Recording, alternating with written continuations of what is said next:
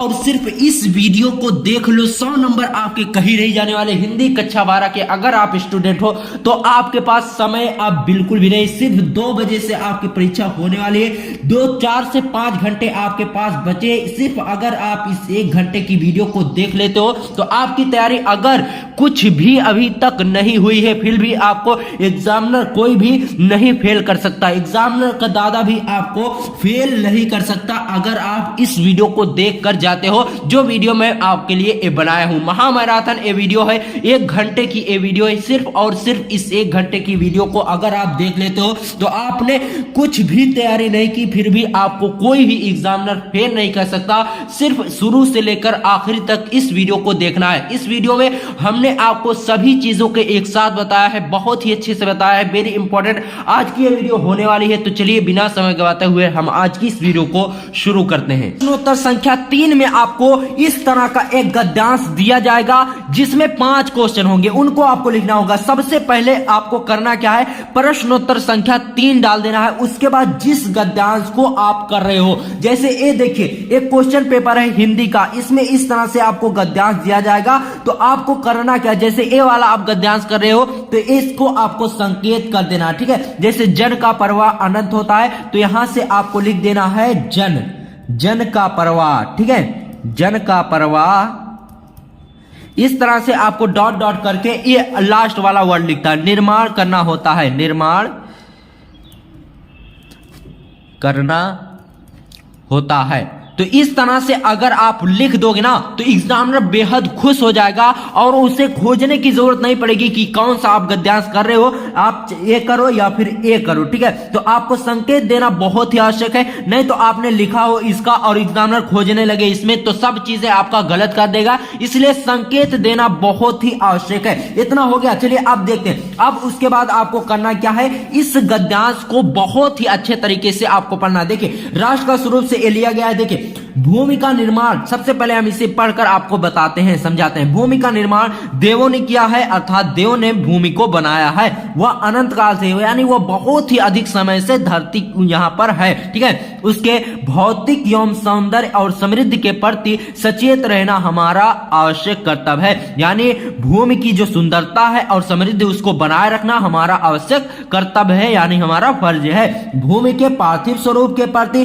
हम जितने अधिक जागरूक होंगे हमारी राष्ट्रीयता भी उतनी अधिक बलवती हो सकेगी। यानी भूमि के प्रति, जमीन के प्रति जितने अधिक हम जागरूक होंगे, यानी जितना हम उसे साफ सुथरा रखेंगे, हमारी राष्ट्रीयता यानी हमारा देश भी उतना अधिक बलवती यानी आगे बढ़ेगा, ठीक है। यह पृथ्वी के सच्चे अर्थों में समस्त राष्ट्रीय विचारधाराओं की जननी है। और यह पृथ्वी जो है वह सच्चे अर्थों में अगर कहा जाए तो राष्ट्रीय में जितनी भी विचारधाराएं हैं उनको जन्म देने वाली है। जो राष्ट्रीयता पृथ्वी के साथ नहीं होती वह निर्मूल होती है। यानी जो देश पृथ्वी के साथ अच्छा व्यवहार नहीं करता वह निर्मूल होता है, यानी उसका कोई मूल्य नहीं होता। अब देखिए 5 क्वेश्चन इसमें बनते हैं। कौन कौन से क्वेश्चन बनते हैं चलिए वो आपको दिखाते हैं। दोस्तों इस गद्यांश के नीचे कुछ इस तरह का प्रश्न आपके सामने होगा। जैसे प्रश्न को हम पढ़कर सुना देते हैं। देखिए पहला प्रश्न इसमें पूछा जाएगा इस गद्यांश के कि प्रस्तुत गद्यांश किस पाठ से लिया गया है, इसके लेखक कौन है। यानी ये जो गद्यांश है ये किस पाठ से लिया गया है और इसके लेखक कौन है, तो ये आपको बताना होगा पहले प्रश्न में। और दूसरा प्रश्न है प्रस्तुत गद्यांश में लेखक ने किस बात पर बल दिया। और तीसरा प्रश्न है लेखक ने हमारे कर्तव्य के प्रति क्या विचार प्रस्तुत किए। और चौथा प्रश्न है राष्ट्रीयता की भावना कब निर्मूल होती है। और पांचवा प्रश्न है निर्मूल और बलवती शब्दों में क्रमशः उपसर्ग और प्रत्यय छांटिए, ठीक है। तो ये प्रश्न आपसे 2-2 नंबर के एक प्रश्न होंगे, कुल मिलाकर आपका 10 नंबर का गद्यांश पूछा जाएगा। अब इन प्रश्नों को कैसे लिखना है वो हम आपको बताते हैं। देखिए पहला प्रश्न है प्रस्तुत गद्यांश किस पाठ से लिया गया है। तो इस तरह से पॉइंट आपको डालना है, उसके बाद लिखना है प्रस्तुत गद्यांश हमारी पाठ्य पुस्तक के राष्ट्र का स्वरूप नामक पाठ से लिया गया है। इसके लेखक वासुदेव शरण अग्रवाल जी है। यानी जो ये गद्यांश है बाबू ये राष्ट्र का स्वरूप पाठ से लिया गया है और इसके लेखक जो है वासुदेव शरण अग्रवाल जी है। तो इतना हो गया आपका पहला प्रश्न। अब दूसरा प्रश्न है, देखिए दूसरा प्रश्न क्या है, प्रस्तुत गद्यांश में लेखक ने किस बात पर बल दिया। अब इसमें देखना है, ठीक है। कि लेखक ने किस बात पर ज्यादा बल दिया, यानी इसमें इस पैसेज में लेखक ने किस बात को ज्यादा बताया है। तो इसमें बताया है लेखक ने प्रस्तुत गद्यांश में, इसको लिखना इस प्रकार से है, प्रस्तुत गद्यांश में लेखक ने देश के महत्वपूर्ण तत्व धरती के रूप सुंदरता के पीछे सतर्क रहने तथा इसके सम्मान की बात पर बल दिया है। यानी जो इस गद्यांश में लेखक ने पृथ्वी की धरती जो है, धरती के रूप सुंदरता और समृद्धि के प्रति सचेत रहने की बात पर बल दिया है। आप देख सकते हैं कि यहां पर दिया गया उसके भौतिक एवं सौंदर्य समृद्धि के प्रति सचेत रहना हमारा आवश्यक कर्तव्य है। तो इतना हो गया। उसके बाद देखिए तीसरा प्रश्न है दोस्तों, तीसरा प्रश्न क्या आता है, यहां पर तीसरा प्रश्न है, लेखक ने हमारे कर्तव्य के प्रति क्या विचार प्रस्तुत किए। अब लेखक यहां पर हमारे कर्तव्य के प्रति क्या विचार प्रस्तुत कर रहा है उसको आपको बताना है। देखिए लेखक के अनुसार हमारा कर्तव्य है कि हमें धरती की सुंदरता एवं समृद्धि के प्रति जागरूक रहना चाहिए। यानी लेखक यहां पर कह रहा है कि हमारा कर्तव्य यह बनता है कि हम भूमि यानी धरती की सुंदरता और समृद्धि के प्रति जागरूक रहें। ठीक है, इस लेखक के अनुसार हमारा कर्तव्य यही है। ठीक है दोस्तों, उसके बाद चौथा प्रश्न आता है, चौथा प्रश्न आता है, राष्ट्रीयता की भावना कब निर्मूल होती है। तो यहां पर आप देख सकते हैं जो राष्ट्र विचारधाराओं की जो राष्ट्रीयता पृथ्वी के साथ नहीं जुड़ी होती वह निर्मूल होती है। तो सिंपल से आपको लिख देना है, लेखक के अनुसार हमारी सभी विचारधाराएं पृथ्वी से जुड़ी है। जिस देश की राष्ट्र भावना पृथ्वी से ना जुड़ी हो वह निर्मूल होती है। अब पांचवा प्रश्न बहुत ही आसान है। पांचवा प्रश्न क्या है, निर्मूल और बलवती शब्दों में क्रमशः उपसर्ग एवं प्रत्यय छांटिए। क्रमशः यहां पर है तो क्रमशः में पहले निर्मूल आया है तो पहले यहां पर उपसर्ग है तो निर्मूल का उपसर्ग निकालना है, और बलवती यहां पर पहले है तो और इसमें भी बलवती दूसरे नंबर पे, बलवती इसमें भी दूसरे नंबर पे, तो इसमें बलवती की प्रत्यय और निर्मूल की उपसर्ग निकालना है। तो इस तरह से आपको लिख देना, निर्मूल बराबर इसमें उपसर्ग जो हो जाएगा वह निर होगा और बलवती में जो प्रत्यय होगा वह वती होगा। तो इस तरह से आपको गद्यांश लिखना है। 10 नंबर आपका कहीं नहीं जाने वाला, और 16 फरवरी को इसी तरह जाकर छाप कर आइए, एग्जामिनर खुश होकर 10 नंबर आपको देगा। उसके बाद प्रश्नोत्तर संख्या 4 में आपको एक पद्यांश दिया जाएगा, यानी एक कविता दी जाएगी, उसके नीचे ठीक उसके नीचे भी इसी तरह के क्वेश्चन होंगे। उसके बाद क्या करना होगा, आपको उन प्रश्नों का उत्तर देना होगा। तो यहां पर हम आपको बताने वाले हैं पहला जो ये वेरी वेरी इंपॉर्टेंट है, बैठी खिन्ना यक दिवस गेह में थी अकेले। तो यहां से लेकर यहां तक आपको क्या तू भी कलुषित हुई काल की क्रूरता से, संकेत देने के लिए आपको संकेत में लिख देना है संकेत। ठीक है, संकेत हेडिंग डाल के आपको लिखना बैठी खिन्ना एक दिवस के लिखकर डॉट डॉट करके यहां क्रूरता तक लिख देना है, जिस तरह से हमने पद्यांश में बताया है। अब इसके प्रश्नों को देख लेते हैं। सबसे पहले इसको आपको पढ़ लेना है अच्छे तरीके से, उसके बाद इसके प्रश्नों को देखना है। प्रश्न में क्या पूछा जा रहा है कि प्रस्तुत पद्यांश किस पाठ से लिया गया है, इसके रचयिता यानी कवि का नाम लिखो। ठीक है, तो प्रस्तुत पद्यांश हमारी पाठ्य पुस्तक हिंदी के पवन दूतिका नामक पाठ से लिया गया है। इसके रचयिता अयोध्या सिंह उपाध्याय हरियोत जी है। इतना आपका हो गया, पहला प्रश्न क्लियर हो गया। ठीक है, उसके बाद दूसरा प्रश्न आता है प्रस्तुत पद्यांश। दूसरा प्रश्न आता है प्रस्तुत पद्यांश में लेखक ने राधा की किस स्थिति का वर्णन किया है। यहां पर दूसरा प्रश्न में आपको इस तरह से लिखना है, प्रस्तुत पद्यांश में कवि ने राधा की विरह अवस्था का वर्णन किया है, जिसमें उनके आंसुओं की धारा बहती है वह प्रातः पवन आकर उनके दुख को और बढ़ा देती है। यानी यहां पर कहा जा रहा है कि प्रस्तुत पद्यांश में कवि ने राधा की विरह अवस्था, यानी जब राधा बिछड़ जाते हैं कृष्ण से, तो उस स्थिति का यहाँ पर वर्णन किया गया है, और जिसमें उनके आंसुओं की धारा बहती है, यानी वह बहुत अधिक रोती है, और प्रातः पवन आकर, और सुबह जो हवा चलती है वह हवा आकर उनके दुख को और बढ़ा देती है। तो इस तरह से दूसरा प्रश्न भी आपका क्लियर हो गया। अब तीसरे प्रश्न में क्या पूछा जाता है, नायिका ने पवन को क्रूर क्यों कहा है। तो तीसरे प्रश्न में आपको इस तरह से लिख देना है, देखिए तीसरा प्रश्न आपका हो जाएगा, जब नायिका का मन उदास था तभी उत्साह एवं उमंग से पवन आकर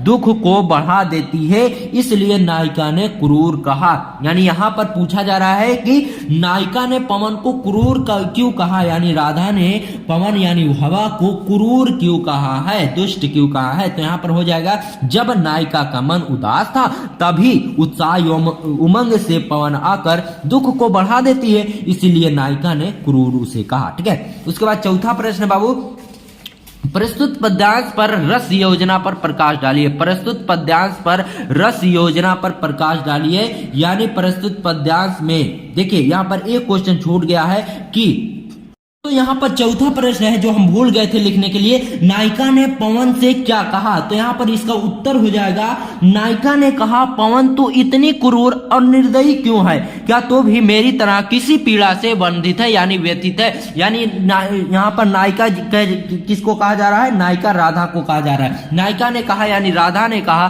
पवन तू इतनी क्रूर और निर्दयी क्यों बनी है, क्या तू भी मेरी तरह किसी पीड़ा से व्यतीत है, यानी मेरी तरह किसी कोई भी पीड़ा तुझे भी है। तो इस तरह से चौथा प्रश्न हो जाएगा। अब पांचवा प्रश्न है, प्रस्तुत पद्यांश पर रस योजना पर प्रकाश डालिए, यानी इस पद्यांश में कौन सा रस लिया गया है इसको आपको बताना है और किस तरह से उसको आपको भी बताना है कि कारण क्या है इसमें। ठीक है, चौथे प्रश्न का उत्तर हो जाएगा दोस्तों प्रस्तुत पांचवें प्रश्न का। ठीक है, पांचवें प्रश्न का उत्तर हो जाएगा, प्रस्तुत पद्यांश में वियोग श्रृंगार रस है, कवि ने इसमें विरह अवस्था का वर्णन किया है। वियोग श्रृंगार रस क्या होता है, जब प्रेमिका और प्रेमी एक दूसरे से अलग हो जाते हैं यानी विरह बिछड़ जाते हैं, तो वहां पर वियोग श्रृंगार रस होता है। तो यहां पर राधा कृष्ण से बिछड़ गई है, तो यहां पर क्या हो जाएगा, वियोग श्रृंगार रस होगा। तो इसलिए इस तरह से आपको गद्यांश लिखना है। अगर आप इस तरह से गद्यांश लिखकर आते हो जैसा आज की इस वीडियो में मैंने आपको बताया है, तो एक नंबर भी आपका छूटने वाला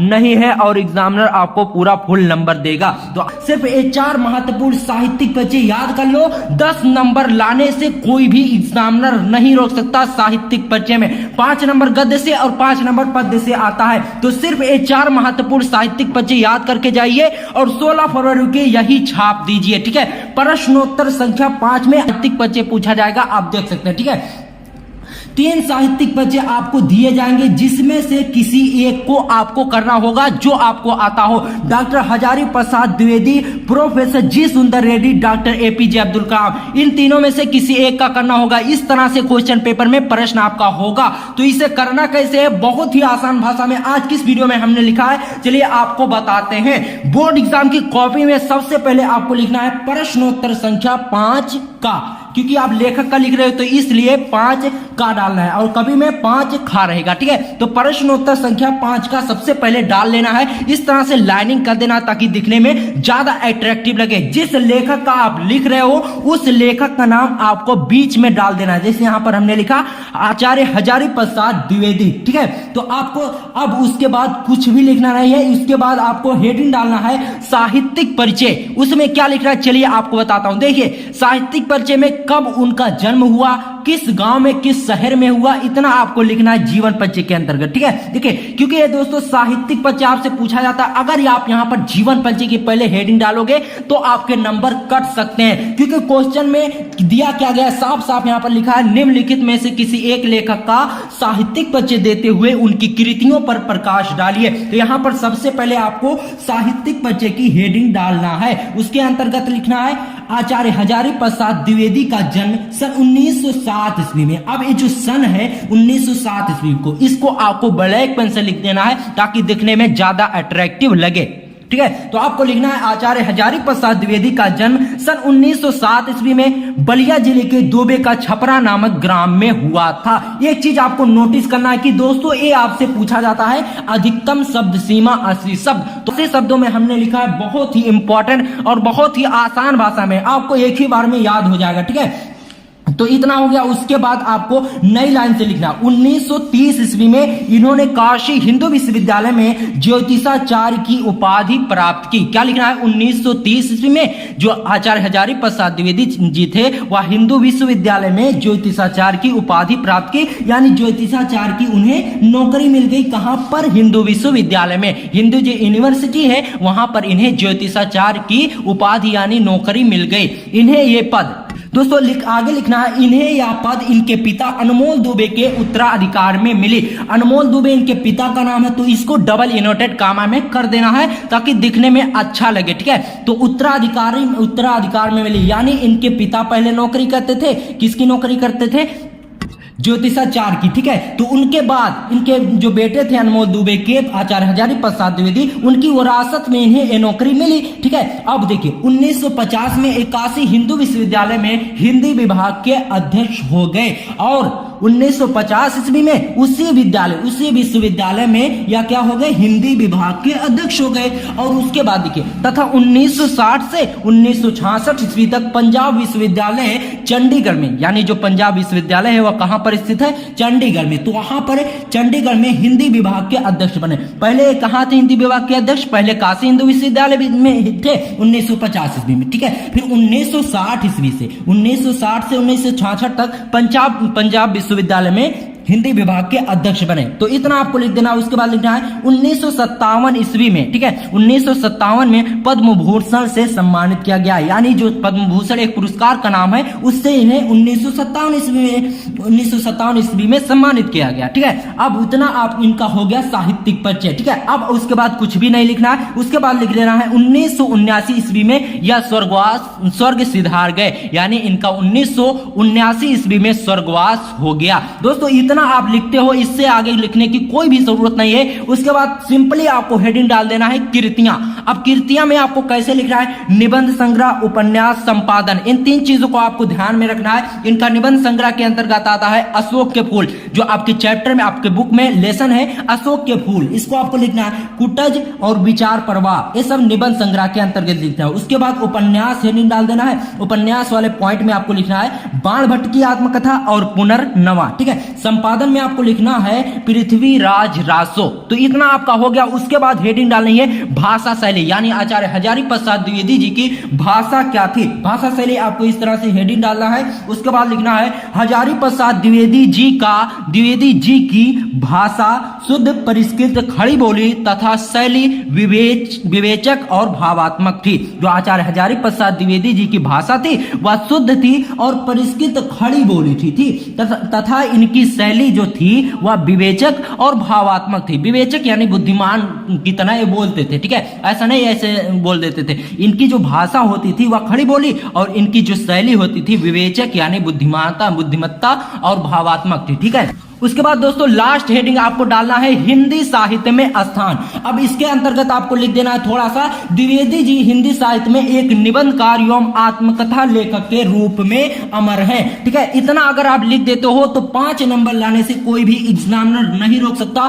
5 नंबर पूरे फुल आपको मिलने वाले हैं। 80 शब्दों में ये आपसे पूछा जाएगा, 80 शब्दों में ही हमने लिखा है। उसके बाद देखिए सबसे ज्यादा मोस्ट इंपॉर्टेंट आता है वासुदेव शरण अग्रवाल का साहित्यिक परिचय। सबसे पहले इस तरह से आपको प्रश्नोत्तर संख्या लिखना है जैसे हमने बताया। तो आपको अब हेडिंग डालना है साहित्यिक परिचय। इसके अंतर्गत लिखना है वासुदेव शरण अग्रवाल का जन्म सन 1904 ईस्वी में। कब हुआ था? सन 1904 ईस्वी में उत्तर प्रदेश के मेरठ जिले के खेड़ा नामक ग्राम में हुआ था। कहां पर हुआ था वासुदेव शरण अग्रवाल का जन्म? 1904 ईस्वी में उत्तर प्रदेश के मेरठ जिले के खेड़ा नामक ग्राम में हुआ था। उसके बाद इतना आपको लिख देना, ठीक है। जीवन परिचय में कोई भी इससे ज्यादा नहीं लिखना। उसके बाद साहित्यिक परिचय शुरू हो जाता है, ठीक है। नई लाइन से आपको लिखना है अग्रवाल जी हिंदी साहित्य में निबंधकार के रूप में प्रसिद्ध हैं, ठीक है। यानी अग्रवाल जी जो थे हिंदी साहित्य में निबंधकार के रूप में मशहूर हैं। इन्होंने कई ग्रंथों का शोधन किया, यानी कई ग्रंथों को शुद्ध किया, जो उसमें त्रुटियां और गलतियां थी उनको शुद्ध किया, ठीक है। जैसे जायसी के पद्मावत की संजीवनी व्याख्या की और बाण भट्ट के हर्षचरित का सांस्कृतिक अध्ययन प्रस्तुत किया। यानी इन्होंने सबसे पहले क्या किया? जायसी का जो पद्मावत लिखा गया है उसकी संजीवनी जोड़ी व्याख्या की, यानी उससे और अच्छे तरीके से बताया और समझाया, और बाण भट्ट के हर्षचरित का सांस्कृतिक अध्ययन प्रस्तुत किया, जिससे हिंदी साहित्य का नाम और आगे बढ़ा। इन्होंने जो रचनाएं दो की, इससे हिंदी साहित्य का नाम और इन्होंने आगे बढ़ाया। ठीक है, उसके बाद आगे लिखना है ना, ये दिल्ली के राष्ट्रीय संग्रहालय के अध्यक्ष भी रहे। वासुदेव शरण अग्रवाल जी जो थे, दिल्ली का जो राष्ट्रीय संग्रहालय है उसमें अध्यक्ष भी रहे। उसके बाद आपको कुछ नहीं लिखना, उसके बाद लिख देना है सन 1967 ईस्वी में इनका स्वर्गवास हो गया। ठीक है, उसके बाद आपको हेडिंग डालनी है कृतियां। अब इनकी रचनाएं आपको लिखना है। रचनाएं किस तरह से लिखना है, देखिए निबंध संग्रह आपको हेडिंग डालना है, शोध है, इस तरह से पॉइंट डाल लेना है जैसे हमने दिया है। ठीक है, तो उस निबंध संग्रह के अंतर्गत लिखना है पृथ्वी पुत्र, कल्पलता, भारत की एकता। ठीक है, और शोध में लिखना है पाणिनिकालीन भारत। तो इस तरह से आपको लिखना है। ये सब रचनाएं आप याद कर लीजिए, हो सकता है बहुविकल्पीय में ये पूछे जा सकते हो, तो आपको सब कुछ याद करके चलना है ताकि आपके एक क्वेश्चन के बजाय 2 क्वेश्चन तैयार हो जाए। ठीक है, अब अगर इनकी रचनाएं आपको मालूम हो तो 1 नंबर का बहुविकल्पीय भी हो जाएगा, तो 1 तीर से 2 निशाने हो जाएंगे। ठीक है, उसके बाद देखिए भाषा शैली आपको लिखना है। अब भाषा शैली के अंतर्गत इनकी कौन सी भाषा थी और इनकी शैली क्या थी, ये आपको लिखना है। ठीक है, तो भाषा शैली के अंतर्गत आपको लिखना है अग्रवाल जी की भाषा शुद्ध, परिष्कृत, खड़ी बोली तथा शैली विचार प्रधान व्याख्यात्मक थी।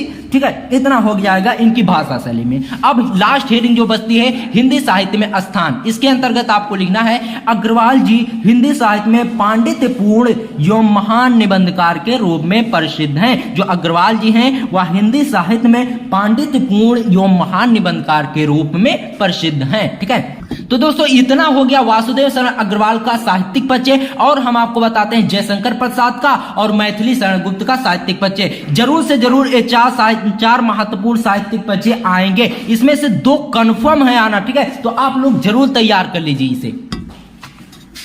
दोस्तों उसके बाद हम आपको बताते हैं जयशंकर प्रसाद का साहित्यिक परिचय कैसे लिखना है। ठीक है, तो जयशंकर प्रसाद का सिंपली आपको इस तरह से हेडिंग डाल देना है। अब आ जाता है एक कवि के अंतर्गत। 2 हमने लेखक का बताया, यानी 2 प्रश्नोत्तर 5 का हमने बताया। अब प्रश्नोत्तर संख्या 5 खा का बताने जा रहे हैं। ठीक है, तो प्रश्नोत्तर संख्या 5 खा आपको ऊपर डाल देना है जैसे हमने शुरू में बताया था। ठीक है, अब उसके बाद जयशंकर प्रसाद इसमें लिख देना है। अब उसके बाद लिखना है साहित्यिक परिचय, हेडिंग डालना है। ठीक है, अब साहित्यिक परिचय में आपको लिखना है महाकवि जयशंकर प्रसाद का जन्म सन 1889 ईस्वी को कहां पर हुआ था, काशी वैश्य परिवार में हुआ था, और इनके पिता का नाम जो था देवी प्रसाद साहू था। अब इसमें कुछ ऐसी चीजें आपको लिखना है जो दिखने में अच्छी लगे, जैसे यहाँ पर सन हो गया, इसको ब्लैक पेन से लिख देना है। इनके पिता का नाम देवी प्रसाद साहू था, इसे डबल इनवर्टेड कामा में कर देना है। तो इस तरह से आपको लिखना है। फिर है, ठीक है, तो इतना हो गया। उसके बाद 9 लाइन से आपको लिखना है जयशंकर प्रसाद आजीवन संघर्ष करते हुए अनेक रचनाओं को जन्म दिए हैं।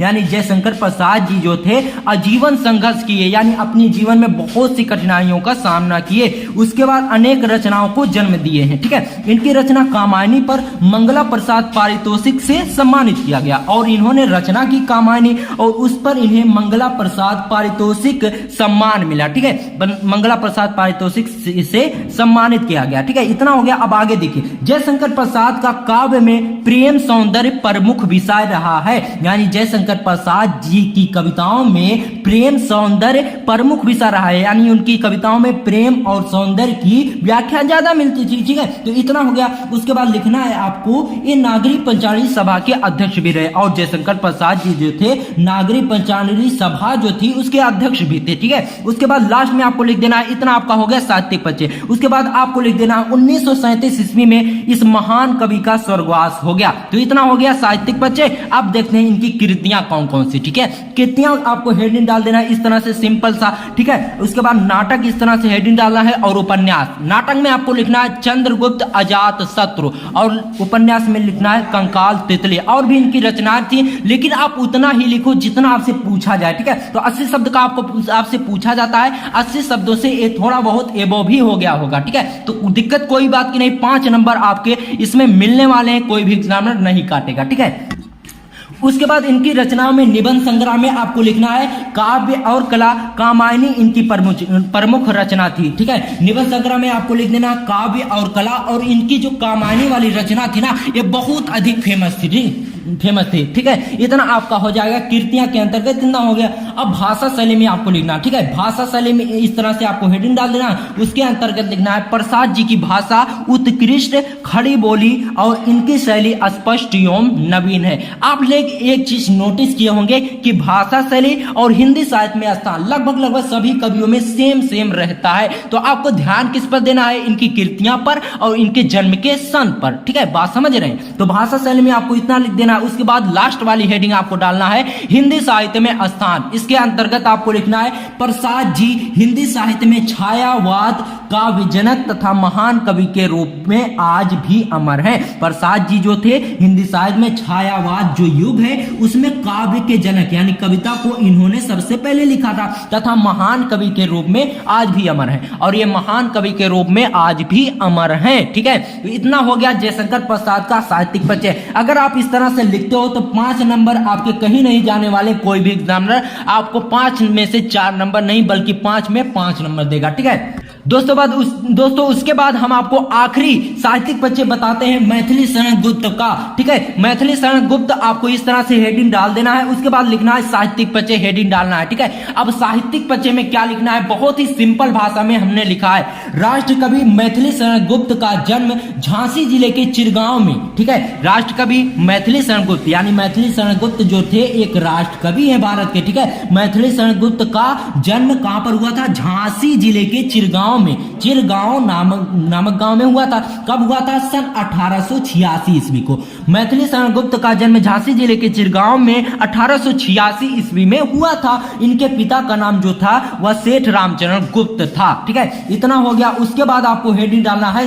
उसके बाद आपको हेडिंग नहीं डालना, नई लाइन से लिखना है मैथिली शरण गुप्त जी अपनी रचनाओं में राष्ट्र की सुंदरता एवं विशेषता बताते थे, इसीलिए महात्मा गांधी जी ने इन्हें राष्ट्र कवि की उपाधि दे दी। ठीक है, मैथिली शरण गुप्त जी जो थे वह अपनी रचनाएं जो करते थे उसमें राष्ट्र की सुंदरता और विशेषता बताते थे। यानी मैथिली शरण गुप्त जी अपनी रचनाओं में यानी जो कविता वह लिखते थे उसमें देशभक्ति ज्यादा बताते थे। ठीक है, उसके बाद इसीलिए महात्मा गांधी ने इन्हें राष्ट्र कवि की उपाधि दी। ठीक है, जिसके लिए देखिए मैथिली शरण गुप्त जी जो थे वो अपनी रचनाओं में राष्ट्र की सुंदरता यानी देश प्रेमी की तरह ज्यादा रचनाएं करते थे, इसीलिए महात्मा गांधी ने इन्हें राष्ट्र कवि की उपाधि दे दी। और साकेत महाकाव्य के लिए इन्हें मंगला प्रसाद पारितोषिक से सम्मानित किया। और मंगला प्रसाद जो पारितोषिक सम्मान है, उन्होंने जब साकेत महाकाव्य लिखा तो इन्हें मंगला प्रसाद पारितोषिक वाला सम्मान मिला। ठीक है, मंगला प्रसाद पारितोषिक से सम्मानित किया गया। और भारत सरकार ने इन्हें पद्म भूषण से भी सम्मानित किया। और भारत सरकार ने इन्हें पद्म भूषण जो सम्मान होता है उससे भी सम्मानित किया। ठीक है, उसके बाद आपको हेडिंग डाल देना है कृतियां। अब कृतियां में क्या लिखना है वो देख लो। कृतियां में आपको लिखना है मैथिली शरण गुप्त जी प्रमुख कृतियां निम्नवत हैं। यानी मैथिली शरण गुप्त जी ने जो रचनाएं की थी उनकी प्रमुख कृतियां या रचनाएं निम्नवत हैं यानी निम्नलिखित हैं। ठीक है, उसमें सबसे ज्यादा इंपॉर्टेंट हो जाएगा भारत भारती। ठीक है, सबसे ज्यादा इंपॉर्टेंट है। उसके बाद आपको लिखना है साकेत, काबा और करबला, उसके बाद पंचवटी और यशोधरा। ये सब जो रचनाएं हैं ये मैथिली शरण गुप्त जी की हैं। तो इतना इनकी कृतियों में लिख देना है। उसके बाद आगे लिखना। ठीक है दोस्तों, कृतियां में सिर्फ इतना आपको लिख देना। उसके बाद भाषा शैली आपको हेडिंग डालना है। भाषा शैली में क्या लिखना है चलिए हम आपको बताते हैं। ठीक है, भाषा शैली सिर्फ इस तरह से आपको सिंपली हेडिंग डाल देना है। उसके अंतर्गत आपको लिखना है मैथिली शरण गुप्त जी की भाषा सरल सुबोध एवं परिष्कृत खड़ी बोली है। ठीक है, तो इतना इनका हो जाएगा भाषा शैली में। ठीक है, उसके बाद हिंदी साहित्य में स्थान। हिंदी साहित्य में स्थान आपको लिखना है मैथिली शरण गुप्त भारत के राष्ट्र कवि एवं हिंदी साहित्य में अनमोल रतन है। जो मैथिली शरण गुप्त जी हैं वह भारत के राष्ट्र कवि भी हैं और हिंदी साहित्य में इनका एक अनमोल स्थान है, यानी ये हिंदी साहित्य के एक अनमोल रतन है। ठीक है दोस्तों, ये 4 महत्वपूर्ण साहित्यिक परिचय जो आज की इस वीडियो में हमने आपको बताया है 100% नहीं बल्कि 1000% चांसेस है इनकी कल 16 फरवरी को आने की। तो मैं गारंटी लेता हूं कि 16 फरवरी को ये 4 महत्वपूर्ण साहित्यिक पर्चे जरूर से जरूर आने वाले हैं। प्रश्नोत्तर संख्या 6 में आपसे पूछा जाएगा किसी कहानी का सारांश। दोस्तों 16 फरवरी को यही आएगा, पंचलाइट और बहादुर। इसकी 100% नहीं बल्कि 1000% गारंटी है। अगर आपने अभी तक पंचलाइट और बहादुर कहानी को याद नहीं किया है तो आज की इस वीडियो को देखते देखते ही आपको ये दोनों कहानियां याद हो जाएंगी। सबसे आसान भाषा में आज की इस वीडियो में हम आपको बताने वाले हैं, क्योंकि दोस्तों अब आपके पास केवल और केवल एक दिन बचा है। तो हम ज्यादा समय ना लेते हुए आज की इस वीडियो में बहुत ही आसान भाषा में आपको इन दोनों कहानियों का सारांश बताते हैं। प्रश्नोत्तर संख्या 6 में आपसे एक क्वेश्चन पूछा जाएगा और कल 16 फरवरी को एक कहानी जरूर आएगी, पंचलाइट और बहादुर। ठीक है, तो चलिए बिना समय गवाते हुए आज की इस वीडियो को शुरू करते हैं। देखिए सबसे पहले आपको लिखना है प्रश्नोत्तर संख्या 6। ठीक है, उसके नीचे आपको हेडिंग डालना है पंचलाइट कहानी का सारांश। ठीक है, उसके अंतर्गत आपको लिखना है, बहुत ही आसान भाषा में हमने लिखा है, 80 शब्दों में ये लिखने के लिए आता है तो 80 शब्दों में ही हमने लिखा है। ठीक है, पंचलाइट कहानी का सारांश इस तरह से आपको हेडिंग डाल देना है। उसके अंतर्गत लिखना है पंचलाइट कहानी फणीश्वर नाथ रेणु जी द्वारा लिखित है, यानी पंचलाइट कहानी को फणीश्वर नाथ रेणु जी ने लिखा है। और इस कहानी में बिहार के एक पिछड़े गांव के परिवेश का चित्रण प्रस्तुत किया गया है, यानी इस कहानी में बिहार का एक पिछड़ा गांव है और जिसके रहन सहन का चित्रण प्रस्तुत किया गया है। ठीक है, यानी उसके रहन सहन को दिखाया गया है। ठीक है, देखिए क्या इसमें दिखाया गया है, महतो नाम की टोली में, महतो एक टोली का नाम है बिहार में। ठीक है, टोली में सब अनपढ़ लोग हैं, उसमें क्या है, सब लोग अनपढ़ हैं। उन लोगों ने क्या किया, उन लोगों ने रामनवमी के मेले में पेट्रोमैक्स खरीदा। उन लोगों ने चंदा उसूल कर रामनवमी का जब मेला होता है तो उस मेले में पेट्रोमैक्स खरीदा। पेट्रोमैक्स किसे कहते हैं, पंचलाइट को ही पेट्रोमैक्स कहते हैं, जिसे वह लोग पंचलाइट कहते थे। और जिसे वह लोग पंचलाइट भी सही से नहीं कह पाते थे, इतने अनपढ़ थे, उससे क्या कहते थे, पंचलाइट कहते थे। और इसको देखने के लिए ना गांव के सभी लोग इकट्ठा हो गए। थोड़ा हम इसे समझाते हुए चलते हैं आपको कि क्या है, महतो टोली है ना, वहां पर सब लोग बिल्कुल अनपढ़ हैं, कुछ भी पढ़ना लिखना नहीं जानते। रामनवमी का जब मेला लगा तो वहां लोगों ने क्या किया, पैसा बटोर कर, सब लोगों ने पैसा जमा किया और उस पैसे से बटोर कर पेट्रोमैक्स खरीदा। यानी जो पहले जमाने में आप देखे होंगे, हो सकता कोई देखा हो, जो लालटेन हुआ करती थी उसे इन लोगों ने खरीदा था। तो इससे वह लोग क्या कहते थे, पंचलाइट कहते थे। पंचलाइट उसका नाम था।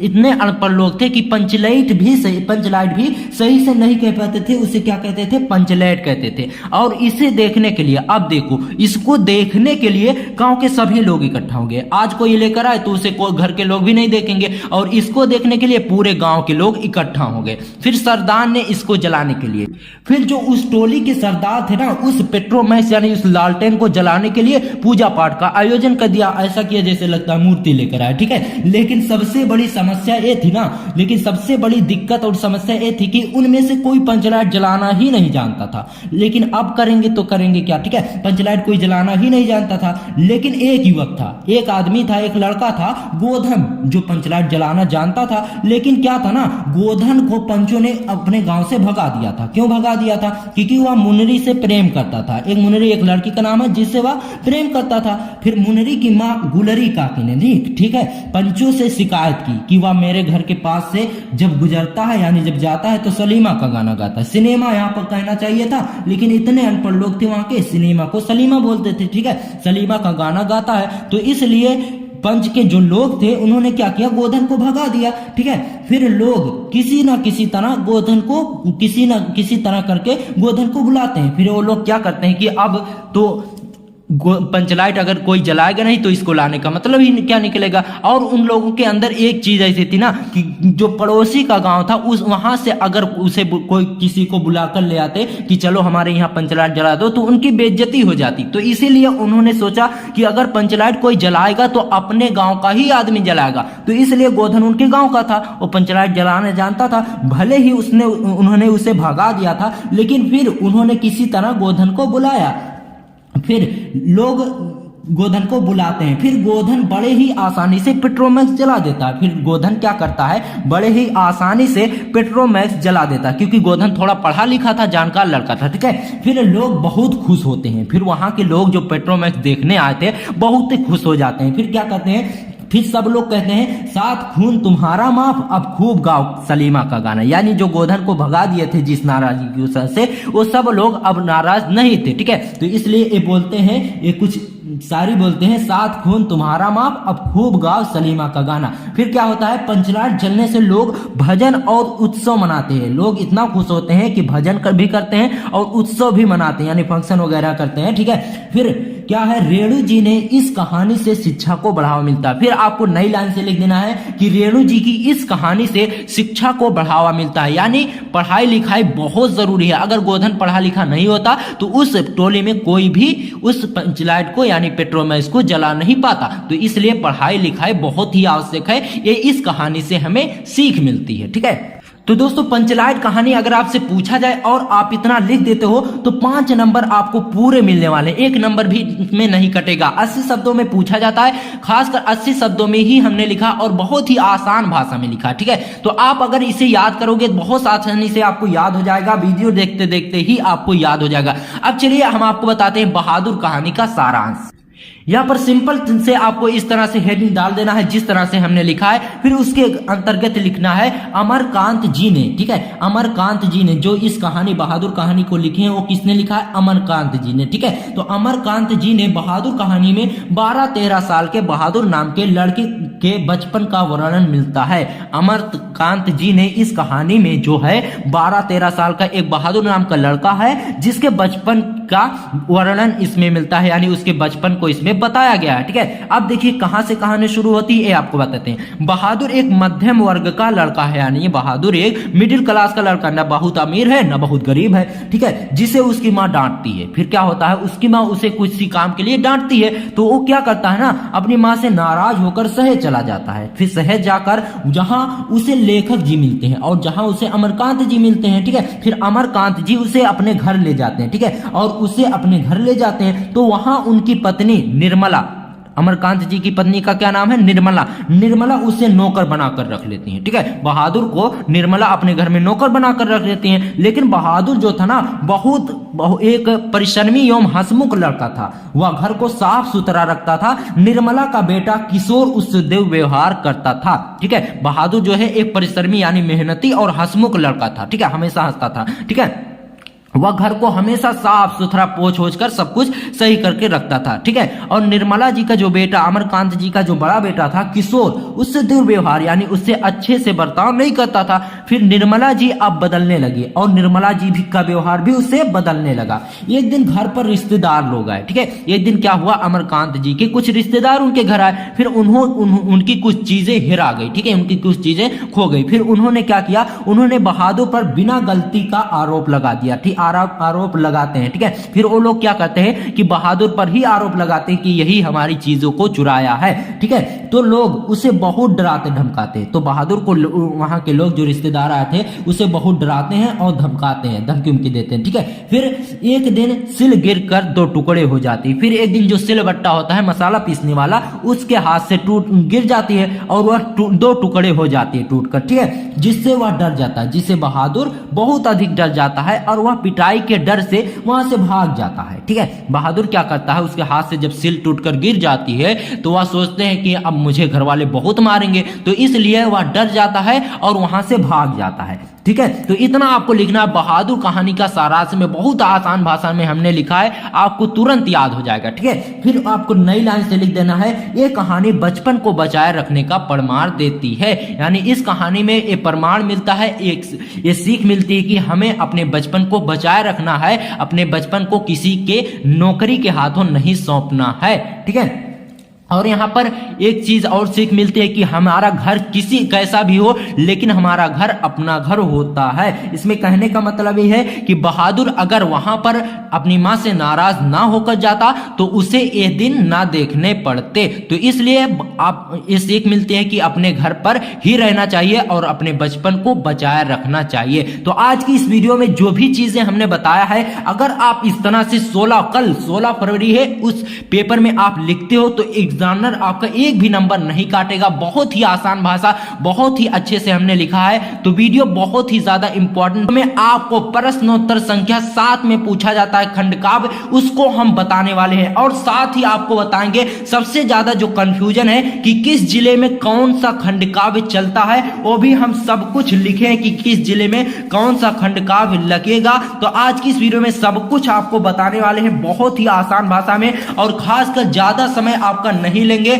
आपको कम समय में अच्छी चीजें बताने की कोशिश करेंगे। चलिए आज की इस वीडियो को बिना समय गवाते हुए हम शुरू करते हैं। देखिए सबसे पहले आपको हेडिंग डालनी होगी प्रश्नोत्तर संख्या 5। उसमें से आपको बहुत सारे खंडकाव्य दिए जाएंगे, तो उसमें से जो आपको आता हो वही आपको लिखना है, ठीक है। देखिए इसमें आपको सबसे पहले हेडिंग डाली है जिस खंडकाव्य के आप लिख रहे हो। यहां पर देखिए एक क्वेश्चन पेपर है, जैसे इसमें पॉइंट दिया गया है। जैसे आप दूसरा कर रहे हो तो यहां पर दूसरा पॉइंट आपको डाल देना है, ठीक है, दूसरा पॉइंट आपको डाल देना है। उसके बाद उसके अंतर्गत आपको लिखना है, हेडिंग डाला है मुक्ति यज्ञ खंडकाव्य के नायक का चरित्र चित्रण। यहां पर हम मुक्ति यज्ञ के नायक का चरित्र चित्रण कर रहे हैं, ठीक है। तो आपको लिखना है यहां पर मुक्ति यज्ञ खंडकाव्य के नायक यानी महात्मा गांधी जी जो हैं मुक्ति यज्ञ के नायक हैं, ठीक है। इनकी चारित्रिक विशेषताएं यानी इनका चरित्र चित्रण निम्नलिखित है। अब आपके लिए देखिए पहला पॉइंट इसमें डालना है अहिंसा के पुजारी, यानी गांधी जी जो थे अहिंसा के पुजारी थे। तो इसके अंतर्गत आपको लिखना है गांधी जी अहिंसा के महान पुजारी थे।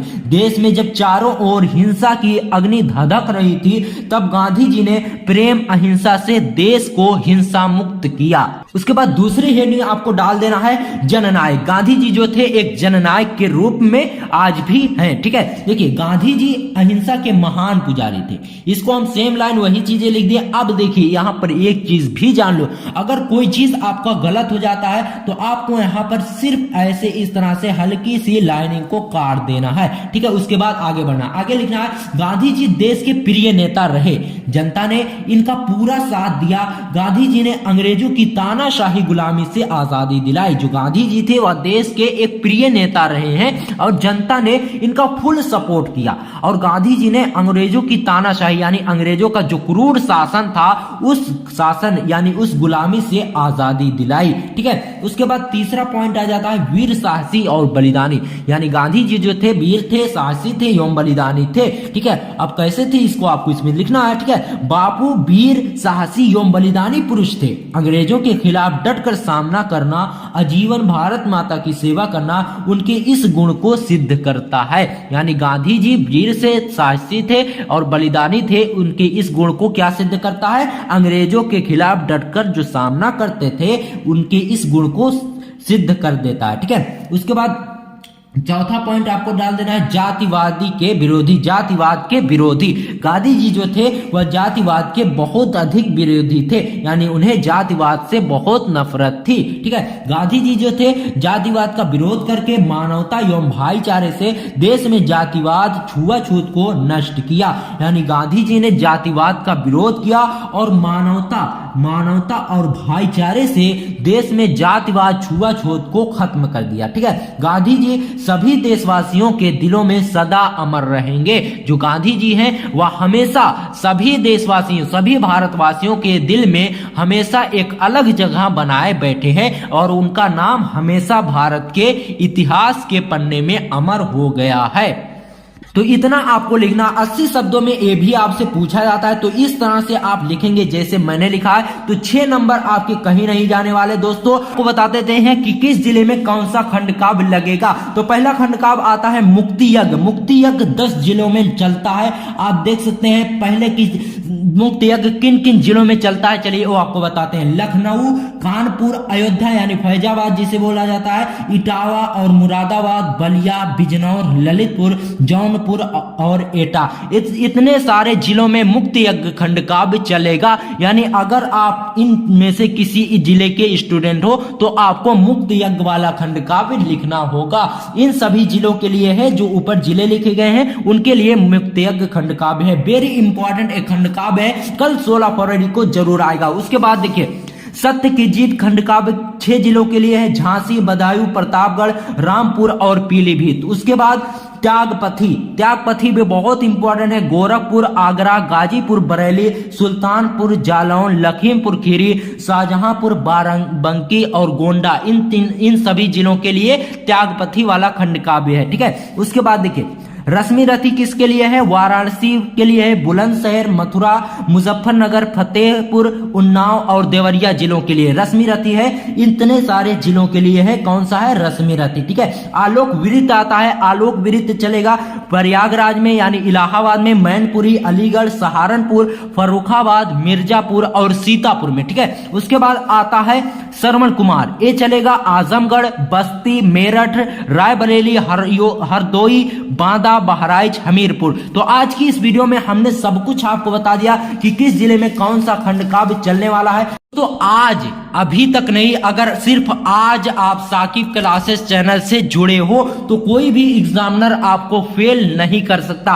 क्योंकि दोस्तों आज सुबह से हम हिंदी की बहुत ही जबरदस्त तैयारी करा रहे हैं और शाम तक की तैयारी चलेगी। अगर आप सुबह से लेकर शाम तक सिर्फ इस चैनल से जुड़े हो तो आपको कॉपी पेन निकालने की जरूरत भी नहीं पड़ेगी, बस इस वीडियो को ध्यान से देखना होगा, आपको सब कुछ याद हो जाएगा। बहुत ही आसान भाषा में हमने लिखा है, जितना आसान भाषा में हो सकता था उतना आसान भाषा में लिख रहा है। इतना आसान भाषा में किसी अन्य चैनल पर आपको नहीं मिलने वाला। तो आप इस चैनल से अगर आप जुड़े हो तो आप अगर फेल होने के डर से अभी तक नहीं पढ़ रहे थे तो अब आपको घबराने की जरूरत नहीं है। कोई भी एग्जामिनर आपको फेल नहीं कर सकता, आप अच्छे नंबरों से पास होंगे। बस जितना इस वीडियो में आपको बताया जा रहा है उसे आप याद करके जाइए। 16 फरवरी को यही सब चीजें आएंगी, देख लेना। ये वीडियो कहीं नहीं जाने वाली, इसमें आप दोबारा भी कमेंट कर सकते हो। ठीक है, तो दोबारा आप कमेंट जब पेपर देकर आना तो जरूर बताना कि पेपर कैसा गया था। देखिए अगर आप जितना आज की इस वीडियो में मैंने बताया उसे लिख देते हो तो एग्जामिनर आपको फेल नहीं कर सकता। और दोस्तों मिलते हैं आपसे किसी अगले क्वेश्चन में। ठीक है, इसके बाद 8वां क्वेश्चन आएगा संस्कृत वाला। संस्कृत वाले क्वेश्चन में मिलते हैं, तब तक के लिए गुड बाय, जय हिंद, जय भारत। को देखने के बाद कल यही सब चीजें जाकर आप लिख देना जो आज हम आपको बताने वाले हैं। प्रश्न संख्या 9 से लेकर 12 तक सब क्लियर हम कराने वाले हैं आज की इस वीडियो में। ठीक है दोस्तों, आप देख सकते हैं एक क्वेश्चन पेपर है हिंदी का। आप देख सकते हैं क्वेश्चन नंबर 12 में रस छंद अलंकार है, और क्वेश्चन नंबर 10 और 11 में, 9 में है मुहावरा, 10 में है संधि विच्छेद और 11 में है आपके सामने विभक्ति और वचन, शब्दयोग, शुद्ध और अशुद्ध वाक्य। ये सब चीजें आज की इस वीडियो में हम आपको बताने वाले हैं। चलिए बिना समय गवाते हुए आज की इस वीडियो को शुरू करते हैं। देखिए प्रश्नोत्तर संख्या 12, सबसे पहले आपको अपने बोर्ड एग्जाम में हेडिंग डालना होगा, बोर्ड एग्जाम वाली कॉपी में। अब रस हम आपको बताते हैं, सिर्फ 2 रस याद करके जाइए, यही कल 16 फरवरी को आपके बोर्ड एग्जाम में आने वाला है, इसकी 100% गारंटी लेते हैं। ठीक है दोस्तों,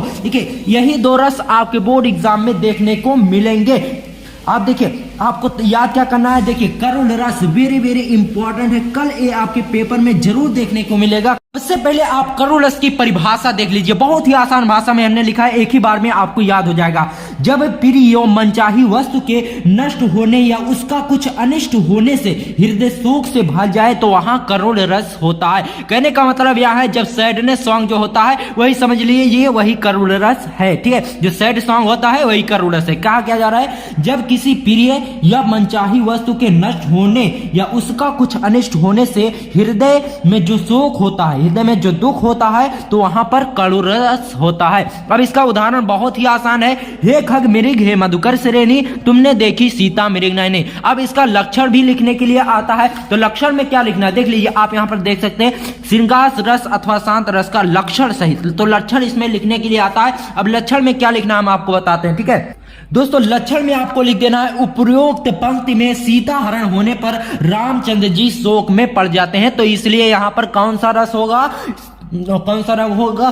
करुण रस। तो यहाँ पर करुण रस होगा, ठीक है। उसके बाद आगे देख, तो दोस्तों करुण रस में इतना हो गया। उसके बाद आप तैयार कर लीजिए वीर रस। ये भी वेरी इंपॉर्टेंट है। करुण रस या फिर वीर रस, इन दोनों में से जरूर आएगा, या फिर ये दोनों आ सकते हैं। तो दोनों को अगर आप तैयार करके जाओगे, आपका एक भी नंबर नहीं छूटेगा। वीर रस आपको इस तरह से हेडिंग डाल देना है। इसकी परिभाषा बहुत ही आसान है। जब किसी युद्ध अथवा कठिन कार्य के लिए हृदय में उत्साह होता है तो वहां वीर रस पाया जाता है। कहा क्या जा रहा है? जब किसी युद्ध अथवा कठिन कार्य के लिए हृदय में उत्साह यानी मोटिवेशन आता है तो वहां वीर रस पाया जाता है। इसका अस्थायी भाव उत्साह है। इसका अस्थायी भाव जो है वह क्या है? उत्साह है, ठीक है। तो अब आप उसका उदाहरण देख लीजिए। उदाहरण बहुत ही आसान हमने लिखा है, वीर तुम बढ़े चलो, धीर तुम बढ़े चलो, सामने पहाड़ हो या सिंह की दहाड़ हो। इसका लक्षण किस तरह से लिखना है वो आप देख लीजिए, ठीक है। तो परिभाषा हमने बताया बहुत ही आसान में, उदाहरण तो बहुत ही आसान है, बचपन से आप सुनते चले आ रहे हैं, वीर तुम बढ़े चलो, धीर तुम बढ़े चलो, ठीक है। लक्षण में आपको लिख देना, उपरोक्त पंक्ति में वीर को आगे बढ़ने के लिए उत्साहित किया गया है, तो इसलिए यहां पर कौन सा रस होगा बाबू? वीर रस होगा, ठीक है। उसके बाद बारी आती है अलंकार की। ये दो अलंकार आप तैयार कर लीजिए जो मैं आपको बताने वाला हूं। पहला है रूपक अलंकार और दूसरा है उत्प्रेक्षा अलंकार। यही दो कल 16 फरवरी को आपके बोर्ड एग्जाम में देखने को मिलेंगे। तो रूपक अलंकार हम आपको बता देते हैं। रूपक अलंकार इस तरह से आपको हेडिंग डाल देना है जैसे हमने डाला हेडिंग, ठीक है। उसके अंतर्गत आपको इसकी परिभाषा लिखना है, जब उपमेय और उपमान की अत्यधिक समानता प्रकट करते हुए उपमेय में उपमान का आरोप हो तो वहां पर रूपक अलंकार होता है। यानी यहां पर कहा किया जा रहा है, जब एक वस्तु की तुलना यानी जब एक वस्तु को दूसरे वस्तु के समान, बहुत अधिक समान बताया जाए तो यहां पर रूपक अलंकार होता है। उदाहरण आप देख लीजिए। उदाहरण में है चरण कमल बंदो हरिराई, यानी जो श्री कृष्ण जी के चरण है वह कमल के समान कोमल है, तो इसलिए चरण को कमल के समानता दी गई है, तो इसलिए यहां पर रूपक अलंकार होगा। उसके बाद उत्प्रेक्षा अलंकार हम आपको बताते दोस्तों। उसके बाद आता है उत्प्रेक्षा अलंकार। इसमें हम आपको बताते हैं कि उत्प्रेक्षा अलंकार की परिभाषा कैसे लिखना है, ठीक है। देख लीजिए आप, जहां उपमेय में उपमान की संभावना की जाए वहां उत्प्रेक्षा अलंकार होता है, ठीक है। कहा क्या जा रहा है? इसकी परिभाषा बहुत ही सिंपल है, जहां उपमेय में उपमान की संभावना की जाए वहां उत्प्रेक्षा अलंकार होता है। इसमें पराया, मनु, मानो और जनु जानो आदि शब्द आते हैं। इस उत्प्रेक्षा अलंकार का जो उदाहरण होता है ना, उसमें मनु और मानो, जानो ऐसे शब्द बार बार आते हैं, तो इसलिए जिसमें भी ऐसे शब्द आए तो वहां पर क्या होगा? उत्प्रेक्षा अलंकार होगा। उदाहरण आप इसका देख लीजिए, बहुत ही आसान भाषा में इसका उदाहरण हमने लिखा है, सिर फट गया उसका वही मानो अरुण रंग का घड़ा, ठीक है। तो यहाँ पर क्या आया है? मानो शब्द आया है, तो इसलिए यह उत्प्रेक्षा अलंकार का उदाहरण है। बहुत ही आसान उदाहरण है, सिर फट गया उसका वही मानो अरुण रंग का घड़ा, ठीक है। बहुत ही सिंपल उदाहरण है। उसके बाद आगे देखिए, आपको छंद बताते हैं कि क्या क्या तैयार करके जाना है। उसके बाद दो छंद हम आपको बताएंगे। यही दो छंद आपके बोर्ड एग्जाम कल 16 फरवरी को देखने को मिलेंगे।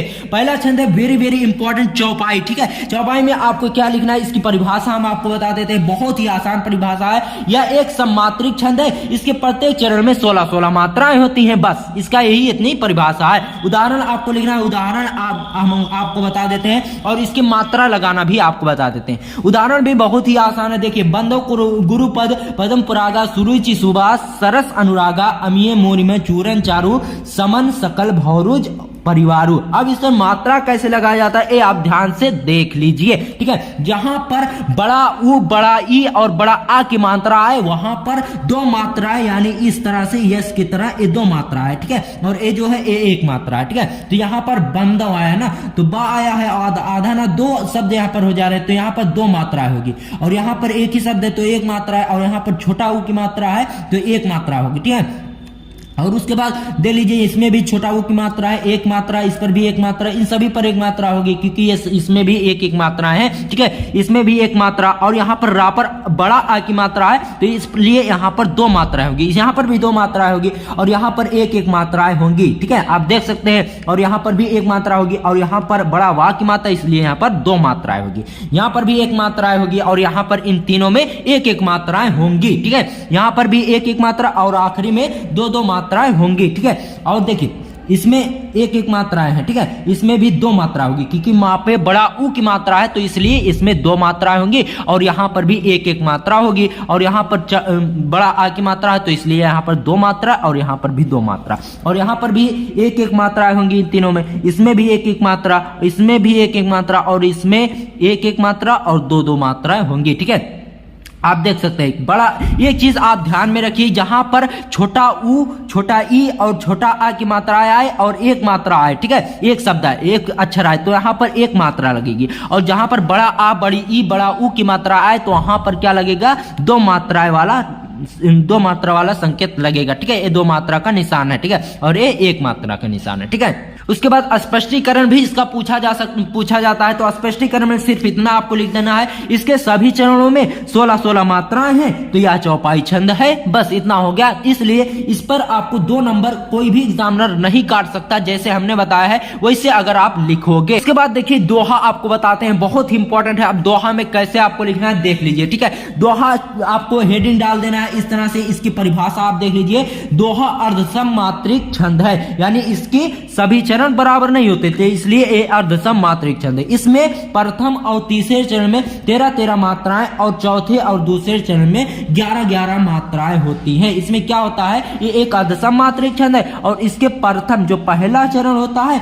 और तीसरा चरण 13-13 मात्रा इसमें होंगी, और जो चौथा और दूसरा चरण है उसमें 11-11 मात्रा होंगी। इसका भी उदाहरण बहुत ही आसान हमने लिखा है, कागा काको धन हरे, कोयल काको दे, मीठे वचन सुनाए कर जग अपनों कर ले। इस पर मात्रा कैसे लगाना अब तो आप समझ भी ही गए होंगे कि मात्रा कैसे लगाना। जैसे यहाँ पर बड़ा आ की मात्रा है, का पे बड़ा आ की मात्रा है, यहाँ पर दो मात्रा, यहाँ पर दो मात्रा, यहाँ पर दो मात्रा, यहाँ पर भी दो मात्रा, और यहाँ पर एक एक मात्रा, और यहाँ पर भी दो मात्रा लगेगी, ठीक है। और यहाँ पर दो मात्रा, यहाँ पर एक मात्रा, और यहाँ पर दो दो मात्रा होंगी, यहाँ पर भी दो मात्रा, यहाँ पर एक मात्रा, ठीक है। और यहाँ पर भी दो मात्रा होगी क्योंकि बड़ी की मात्रा, यहाँ पर भी दो मात्रा, और इसमें भी एक एक मात्रा होगी, और इसमें एक मात्रा, इसमें दो मात्रा, और इसमें भी एक मात्रा, इसमें भी एक एक मात्राएं होंगी, और इसमें भी एक एक दोनों में मात्राएं होंगी, ठीक है। और यहाँ पर बड़ा नापे ओ की मात्रा 9 है, तो इसलिए यहाँ पर दो मात्रा होगी, और ठीक है। और यहाँ पर चूंकि ये सब एक एक अक्षर है, तो इसलिए इसमें एक एक मात्रा होगी, और यहाँ पर ये दो अक्षर मिलाकर हो जाता, ठीक है। ला पर एक मात्रा ले हो जाता, तो इसलिए यहाँ पर क्या हो जाएगा, दो मात्रा, और यहाँ पर एक मात्रा। तो इस तरह से इसका भी उदाहरण आपको लिख देना। स्पष्टीकरण बहुत ही आसान है, आपको लिख देना है कि इस उदाहरण के प्रथम और तीसरे चरण में 13-13 मात्राएं और दूसरे और चौथे में 11-11 मात्राएं हैं, तो इसलिए यह दोहा छंद का उदाहरण है। बस इतना हो गया दोस्तों। क्वेश्चन नंबर 12 आपका समाप्त हो गया। रस छंद अलंकार जैसे हमने बताया वैसे अगर आप लिख कर आते हो तो एग्जामिनर आपका एक भी नंबर नहीं काटेगा। अब आपको लिए चलते हैं प्रश्न संख्या 9 में। प्रश्न संख्या 9 में आपसे मुहावरा पूछा जाएगा। ये सभी मुहावरे हम लिखे, इनमें से आपसे आ सकता है। देखिए कैसे लिखना है। देखिए आपको मुहावरा दिया जाएगा और कहा जाएगा कि निम्नलिखित मुहावरों में से किसी एक मुहावरे का वाक्य प्रयोग कीजिए। 3 मुहावरे आपको दिए जाएंगे जिसमें से एक आपको करना होगा, ठीक है। तो ऊंट के मुंह में जीरा, ये वेरी इंपॉर्टेंट है, कल आपसे पूछा जा सकता है, इसको आप तैयार कर लीजिए। ऊंट के मुंह में जीरा, इसका अर्थ है आवश्यकता से कम। अब इसको वाक्य में प्रयोग करना है, तो वाक्य प्रयोग बहुत ही आसान भाषा में हमने लिखा है।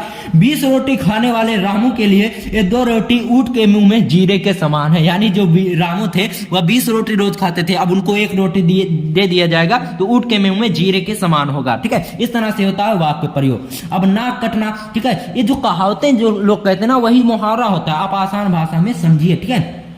देखिए नाक कटने का मतलब क्या है, बेइज्जती, ठीक है। अब इसको वाक्य में प्रयोग करना है, तो वाक्य प्रयोग इस तरह से हो जाएगा, राजू के बुरे कामों से उसके परिवार की नाक कट गई, ठीक है। उसके बाद देखिए ईद का चांद होना, ये मुहावरा भी बहुत ही ज्यादा इंपॉर्टेंट है, कई सालों से लगातार पूछा जा रहा है। ईद का चांद होना, इसका अर्थ है बहुत समय बाद दिखना। अब इसका वाक्य प्रयोग हो जाएगा, रमेश तुम तो आजकल ईद के चांद हो गए हो, ठीक है। तो इस तरह से हो जाएगा ईद के चांद वाला। अब अंधे की लाठी, ये भी वेरी इंपॉर्टेंट है। अंधे की लाठी का अर्थ होता है एकमात्र सहारा।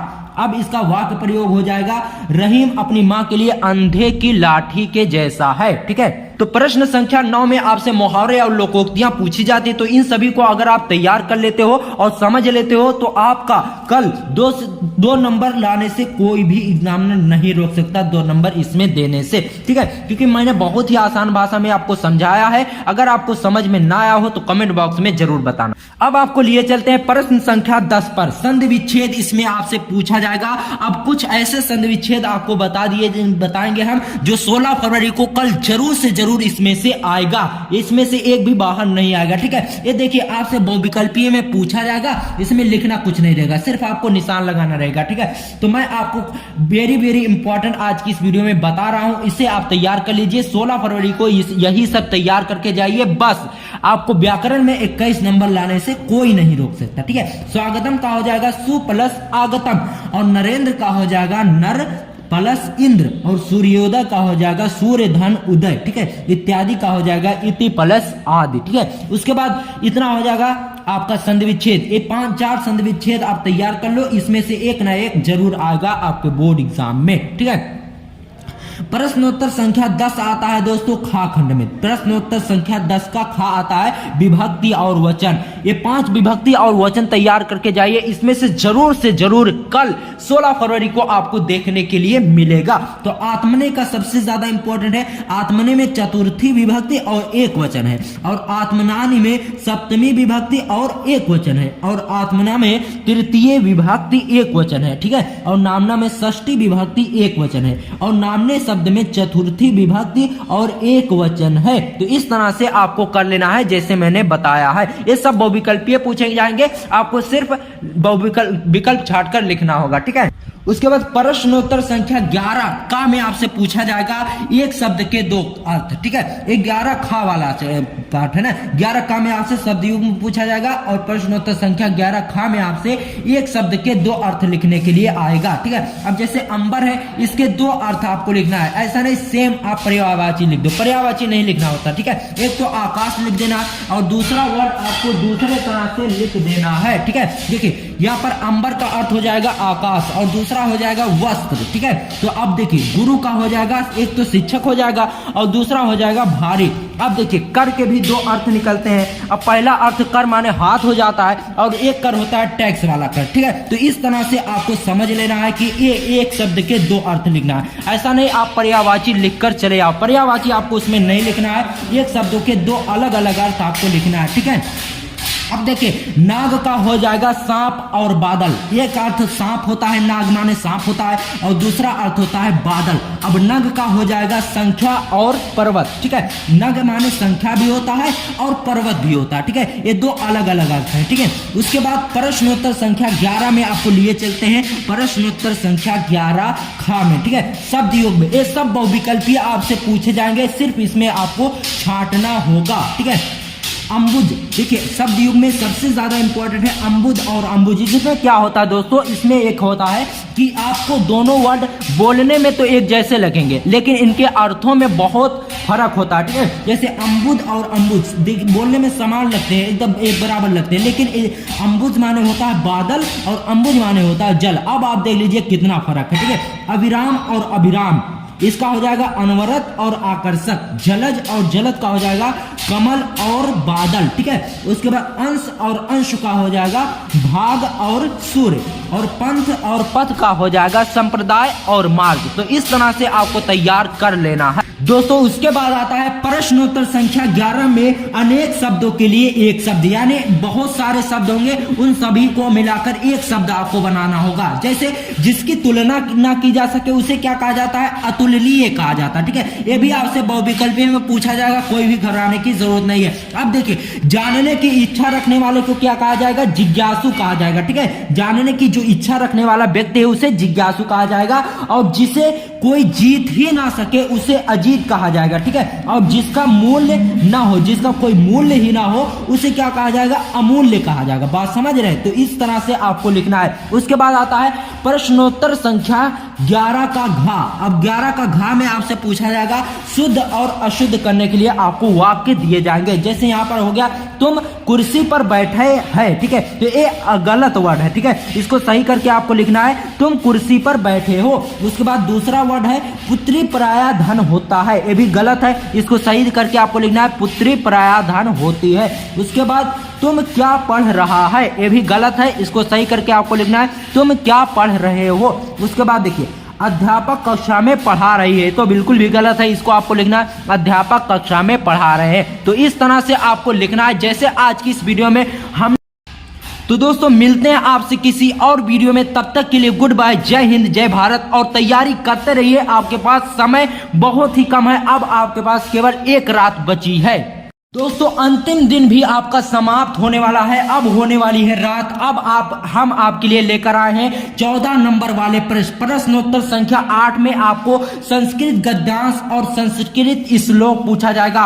यही जाकर छाप दो, कल यही गद्यांश संस्कृत में आने वाले हैं, जो आज की इस वीडियो में हम आपको बता रहे हैं। दोस्तों संस्कृत गद्यांश यही आएंगे, श्लोक भी यही आएंगे, जो आज की इस वीडियो में हम आपको बताने वाले हैं। बहुत ही इंपॉर्टेंट ये वीडियो, बहुत ही रिसर्च करने के बाद ये बनाया गया। दोस्तों कल यही जाकर छाप दो, जो आज की इस वीडियो में हम आपको बताने वाले हैं, क्योंकि यही गद्यांश और यही श्लोक कल 16 फरवरी को आपके बोर्ड एग्जाम में पूछे जाने वाले हैं। तो आपको अपनी दोस्तों सबसे पहले आपको अपने बोर्ड एग्जाम की कॉपी में प्रश्नोत्तर संख्या 8 लिखना। आप देख सकते हैं कि प्रश्नोत्तर संख्या 8 में खंड खा प्रश्नोत्तर संख्या 8 में आपसे संस्कृत गद्यांश पूछा जाएगा। संस्कृत गद्यांश और प्रश्न संख्या 8 में संस्कृत श्लोक पूछा जाएगा। तो वही आज की इस वीडियो में हम आपको बताने वाले, बहुत ही इंपॉर्टेंट, बहुत ही आसान शब्दों में हम आपको बताएंगे। कोई भी गद्यांश आ जाए आप उसे छोड़ोगे नहीं अगर आज की इस वीडियो को देख लो, ठीक है। प्रश्नोत्तर संख्या 8 का में आपसे पूछा जाएगा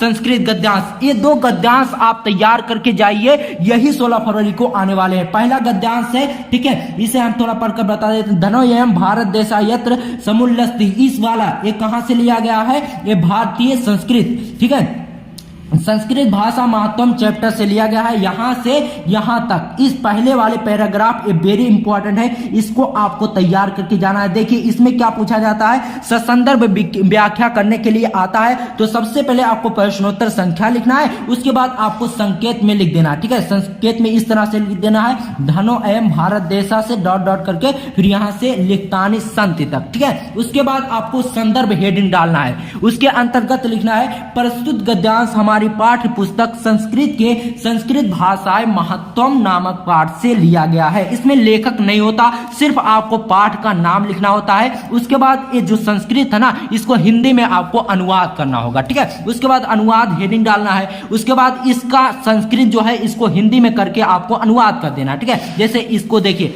धनो एवं भारत देशा यत्र समुल्लस्ति जनमानस पावनी, इसका अर्थ क्या होगा? यह भारत देश धन्य है जहां मनुष्यों के चित्त को शुद्ध करने वाली शब्दों के समूह को जन्म देने वाली देववाणी सुशोभित है, ठीक है। यहां पर कहा गया जा रहा है जनमानस पावनी, यानी जन्म देने वाली, ठीक है, विद्यमान। देखिए उसके बाद देखिए, विद्यमानेषु निखिलेश वापी वांग्मयेषु अस्या वांग्मय श्रेष्ठ सुसंपन्न चा वर्तते, ठीक है। यहां पर क्या है? विद्यमान, वर्तमान, यानी वर्तमान संपूर्ण साहित्य में इसका साहित्य सर्वश्रेष्ठ एवं सुसंपन्न है, ठीक है। ये संस्कृत नाम से संसार में प्रसिद्ध है। और यहां पर क्या कहा जाए? अस्माकं, ठीक है। देखिए यो में भाषा संस्कृत नामनापि लोके प्रतिथा अस्ति, यानी यह भाषा संस्कृत नाम से संसार में प्रसिद्ध है, ठीक है। अस्माकम यानी हमारे रामायण महाभारत आदि ऐतिहासिक ग्रंथ चत्वारो वेदा, यहां पर क्या किया जा रहा है दोस्तों? यहां पर इसका अर्थ होगा हमारे रामायण महाभारत आदि ऐतिहासिक ग्रंथ, चारों वेद, समस्त उपनिषद, 18 पुराण तथा अन्य महाकाव्य, नाटक आदि इसी भाषा में लिखे गए हैं। यहाँ पर क्या कहा जाए? चत्वारो वेदा सर्वा उपनिषद अष्टादश पुराणी अन्यानि च महाकाव्य नाटदीनि अस्वयमेव लिखतानि संत। यहाँ पर क्या कहा जा रहा है कि हमारे रामायण महाभारत आदि ऐतिहासिक ग्रंथ, चारों वेद, सभी उपनिषद, 18 पुराण और आदि महाकाव्य, नाटक इसी भाषा में लिखे गए हैं। तो इस तरह से आपको इसका अनुवाद कर देना है। उसके बाद दूसरा हम आपको गद्यांश बता दिए चलते हैं, ठीक है। महामनसिना, ठीक है, ये महामालवीय चैप्टर के पहला गद्यांश जो है वहां से लिया गया, ठीक है। देखिए संकेत आपको इस तरह से दे देना है, महामनस्विना से लेकर यहां पर आखिरी वाला लिख देना, कुर्तु प्रेरितवंता, ठीक है। इसका संदर्भ आपको इस तरह से लिखना है, प्रस्तुत गद्यांश हमारी पाठ्य पुस्तक संस्कृत के महामना मालवीय पाठ से लिया गया है। एक जो गद्यांश है यह हमारी पाठ्य पुस्तक संस्कृत, एक चीज का आपको ध्यान में रखना है कि प्रस्तुत गद्यांश हमारी पाठ्य पुस्तक हिंदी के नहीं लिखना, संस्कृत लिखना, क्योंकि ये संस्कृत खंड से, ठीक है। संस्कृत के महामना मालवीय पाठ से लिया गया है। अब इसका अनुवाद आपको लिखना है। अनुवाद में आपको लिखना क्या, देखिए, महामनस्विना मदन मोहन मालवीय से जन्म प्रयागे प्रतिष्ठित था। ठीक है, महामना मालवीय का जो पूरा नाम था वह क्या था, महामना मदन मोहन मालवीय का जन्म प्रयागराज यानी इलाहाबाद के एक प्रतिष्ठित परिवार में हुआ था। ठीक है, एक प्रतिष्ठित परिवार में हुआ था।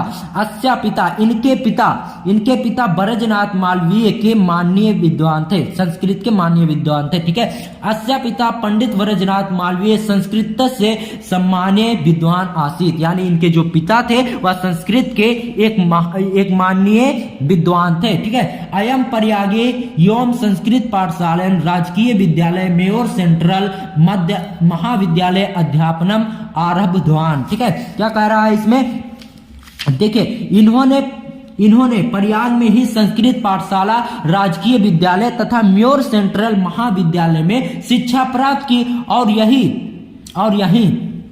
क्या कह रहा है यहाँ पर, सेंट्रल महाविद्यालय अध्यापन आरब्धवान।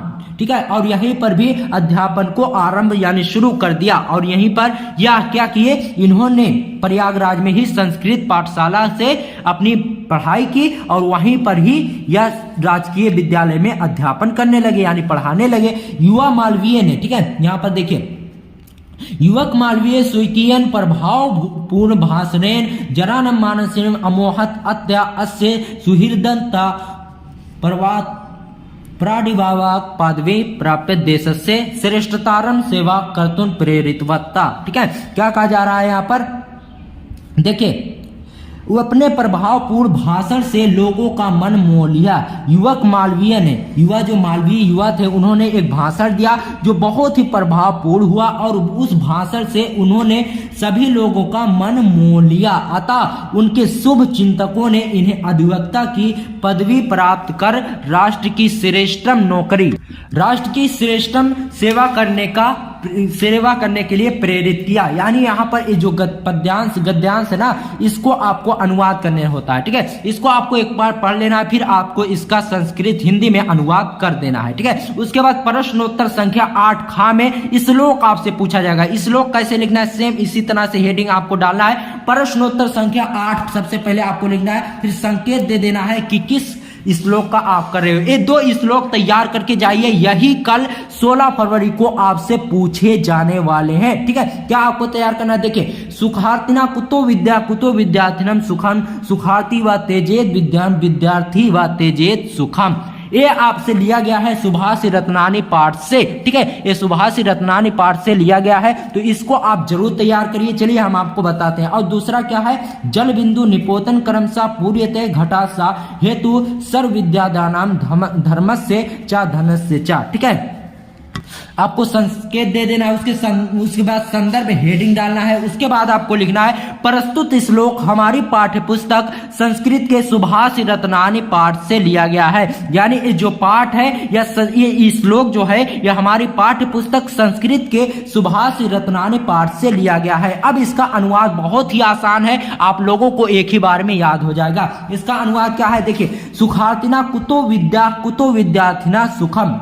सुख चाहने वाले को विद्या कहा तथा विद्या चाहने वाले को सुख कहा। सुख की इच्छा रखने वाले को विद्या पाने की इच्छा त्याग देनी चाहिए और विद्या की इच्छा रखने वाले को सुख त्याग देना चाहिए। सुखाती व तेजेत विद्या, यानी सुख की इच्छा रखने वाले को विद्या त्याग देनी चाहिए और विद्या की इच्छा रखने वाले को। दोस्तों, उसके बाद दूसरा श्लोक है, इन दोनों में से एक ना एक आपके बोर्ड एग्जाम में जरूर देखने को मिलेगा। तो आपको दूसरा कौन सा तैयार करना है, संकेत आपको दे देना है जल बिंदु, उसके बाद डॉट डॉट करके आखिरी वाला लिख देना है चा धनस्य चा। अब इसका अनुवाद आपको करना है और इसका संदर्भ लिखना है। ठीक है दोस्तों, अनुवाद वही पहले वाला हो जाएगा क्योंकि ये जो दोनों श्लोक है ना, एक ही चैप्टर से, सुभाषी रत्नानी वाला जो चैप्टर है वहां से ये दोनों श्लोक लिए गए हैं। ये बहुत ही ज्यादा इंपॉर्टेंट है, कल ये देखने को जरूर मिलने वाले हैं आपके बोर्ड एग्जाम में। इनमें से एक ना एक जरूर फंसेगा, इसकी 100% नहीं बल्कि 1000% गारंटी है। अब इसका अनुवाद भी देख लेते हैं। देखिए,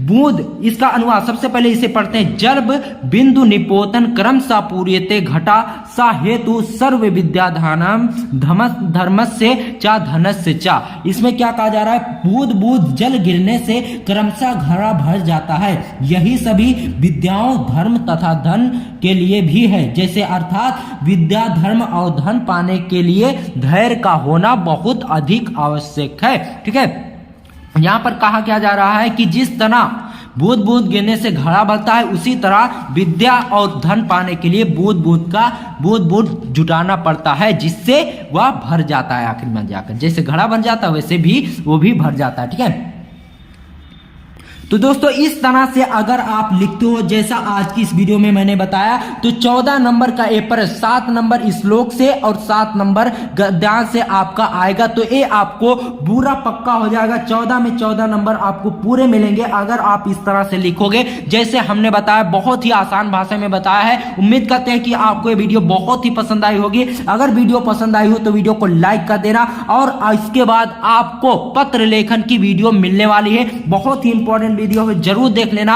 वही पत्र लेखन आने वाले हैं। तो मिलते हैं आपसे किसी और धमाकेदार वीडियो में। तब तक के लिए गुड बाय, जय हिंद, जय भारत। होगा सिर्फ ये 2 पत्र आप तैयार करके जाइए, और कल यही आएगा। इसकी 100% गारंटी नहीं बल्कि 1000% गारंटी है। और कल जाकर छाप कर आना, जो आज की इस वीडियो में हम आपको बताने वाले हैं। देखिए आज की इस वीडियो में सबसे पहले आपको बताया जाएगा शहर या फिर मोहल्ले में फैली संक्रामक बीमारी को सूचित करने के लिए नगर निगम को पत्र लिखिए। तो इसको हम सबसे पहले देख लेते हैं। बोर्ड एग्जाम की कॉपी में सबसे पहले आपको डालना होगा प्रश्नोत्तर संख्या 13। 13वें प्रश्न में आपसे पूछा जाता है पत्र लेखन, आप देख सकते हैं। ठीक है, तो इसलिए आपको अपने बोर्ड एग्जाम में हेडिंग डालना, सबसे पहले प्रश्नोत्तर संख्या 13 लिखना है। उसके बाद आपको लिखना है सेवा में। ठीक है, बात समझ रहे हैं? आपको ध्यान से देखना है वीडियो। ठीक है, सेवा में आपको लिखना है मुख्य स्वास्थ्य अधिकारी नगर निगम लखनऊ उत्तर प्रदेश। आपको ये 3 लाइन में लिखना है। ये जो चीजें हमने लिखी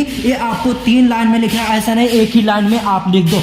उसके बाद सबसे इंपॉर्टेंट जो है विषय, इसको आपको बिल्कुल भी नहीं छोड़ना है, इसको आपको लिखना है जरूर। विषय में आपको लिखना है मोहल्ले में व्याप्त गंदगी के संबंध में, यानी जो हमारे मोहल्ले में व्याप्त गंदगी है उस सफाई को हम रोकने के लिए अधिकारी को पत्र लिख रहे हैं। तो ये आपको बताना होगा कि किस विषय पर आप पत्र लिख रहे हो। तो मोहल्ले में व्याप्त गंदगी के संबंध में आप पत्र लिख रहे हो, तो ये आपको लिखना बहुत ही जरूरी है। ये अगर आप नहीं लिखोगे तो आपके कुछ नंबर हो सकता है कट जाए, क्योंकि ये लिखना बहुत ही जरूरी है। क्योंकि अगर आप इसे लिखोगे तो जो पत्र जहां पर जाएगा वो जल्दी समझ जाएगा कि एक किस संबंध में आया है। उसके बाद मानवर आपको इस तरह से ब्लैक पेन से लिख देना है।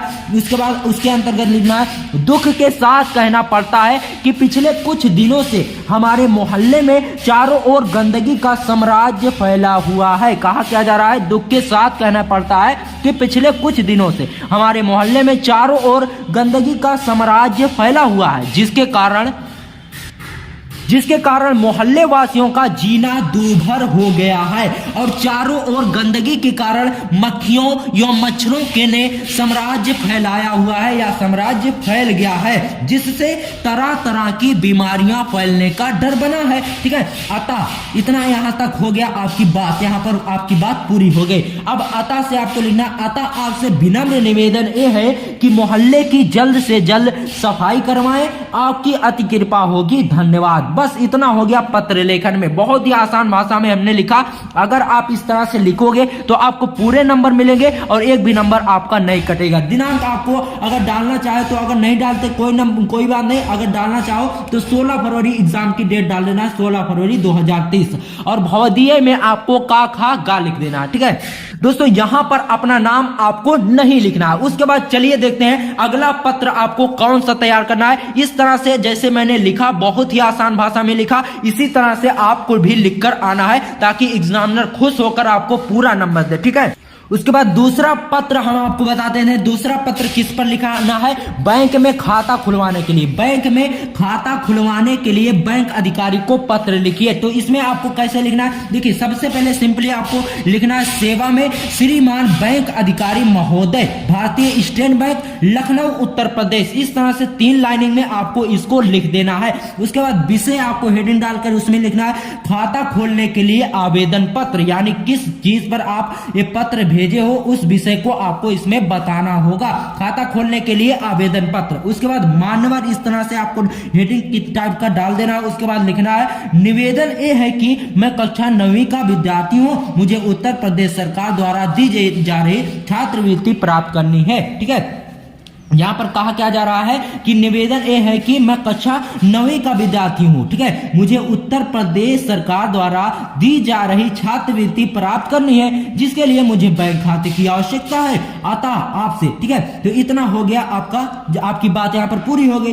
उसके बाद लिखना अतः आपसे विनम्र निवेदन ये है कि मान्यवर मेरा खाता खोलने की कृपा करें, आपकी अति कृपा होगी, धन्यवाद। बहुत ही आसान भाषा में हमने इसे लिखा। इस तरह से अगर आप लिखते हो, ये बहुत ही सटीक और अच्छे शब्दों में लिखा गया है, इसे आप जरूर इस तरह से लिखना। बहुत ही आसान भाषा में हमने लिखा, इतनी आसान भाषा में आपको कहीं नहीं मिलने वाला है। दिनांक इसी तरह आपको डाल देना है 16 मार्च 2023। बहुदिये में XYZ या का कुछ भी कर सकते हैं, लेकिन नाम इसमें आपको अपना नहीं लिखना है। ठीक है, इस तरह से आप पत्र लिखते हो जैसा आज की इस वीडियो में मैंने आपको बताया, तो 100% नहीं 1000% गारंटी है कि 6 में 6 नंबर आपको पूरे मिलने वाले हैं, एक भी नंबर नहीं कटेगा। और ये कल 16 फरवरी को ये दोनों पत्र आपके बोर्ड एग्जाम में जरूर देखने को मिलेंगे। इसमें से एक ना एक आपके बोर्ड एग्जाम में कल 16 फरवरी को जरूर देखने को मिलेगा। आपके पास समय बहुत कम है, तो आप अपनी तैयारी करिए और इस सबको तैयार करके जाइए। अगर आप कंफ्यूज है कि कौन सा पत्र तैयार करें, तो आंख बंद करके सिर्फ यही 2 पत्र तैयार करके जाइए। इसी से आपके बोर्ड एग्जाम में पूछा जाएगा, इसी में से एक ना एक आपके बोर्ड एग्जाम में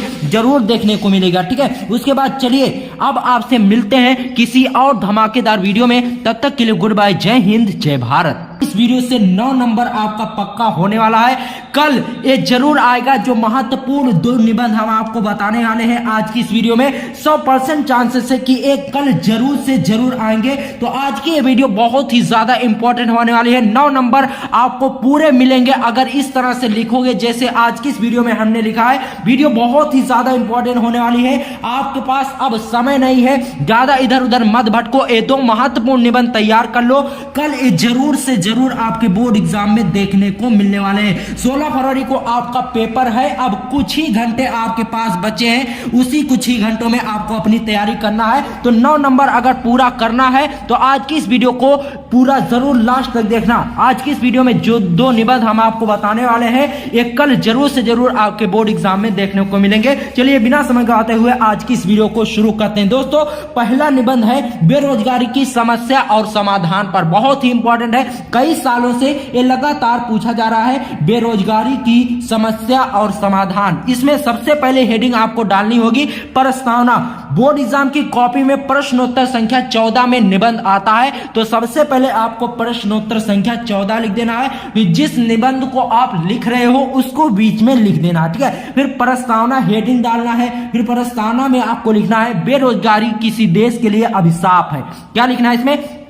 जो बेरोजगारी है वह किसी देश के लिए अभिशाप है, इससे निर्धनता, भूखमरी तथा दिमागी अशांति फैलती है। यानी जो बेरोजगारी है अगर किसी देश में आ जाए तो उसमें निर्धनता यानी गरीबी आ जाती है, भूखमरी भी आ जाती है और दिमागी अशांति यानी डिप्रेशन का शिकार हो जाते हैं लोग, ठीक है। और आज भारत में ये समस्या पहाड़ बनी बैठी है, ठीक है। आज हमारे देश भारत में बेरोजगारी की समस्या एक पहाड़ बनकर बैठी हुई है। गांधी जी ने इसे समस्याओं की समस्या कहा था, यानी गांधी जी ने इसे समस्याओं की समस्या इसलिए कहा था कि बेरोजगारी जब आती है तो बहुत समस्या अपने साथ लेकर आती है, ठीक है। उसके बाद आगे कौन सी हेडिंग डालकर आपको लिखना है, चलिए आपको बताते हैं। उसके बाद अगली हेडिंग आपको डाल देना है बेरोजगारी का अर्थ। बेरोजगारी का अर्थ में आपको लिखना है बेरोजगारी का अर्थ है योग्यता होने पर भी रोजगार ना मिलना। बेरोजगारी का अर्थ क्या है दोस्तों? कि आपके पास योग्यता है लेकिन फिर भी आपको रोजगार नहीं नहीं मिल रहा है। ठीक है,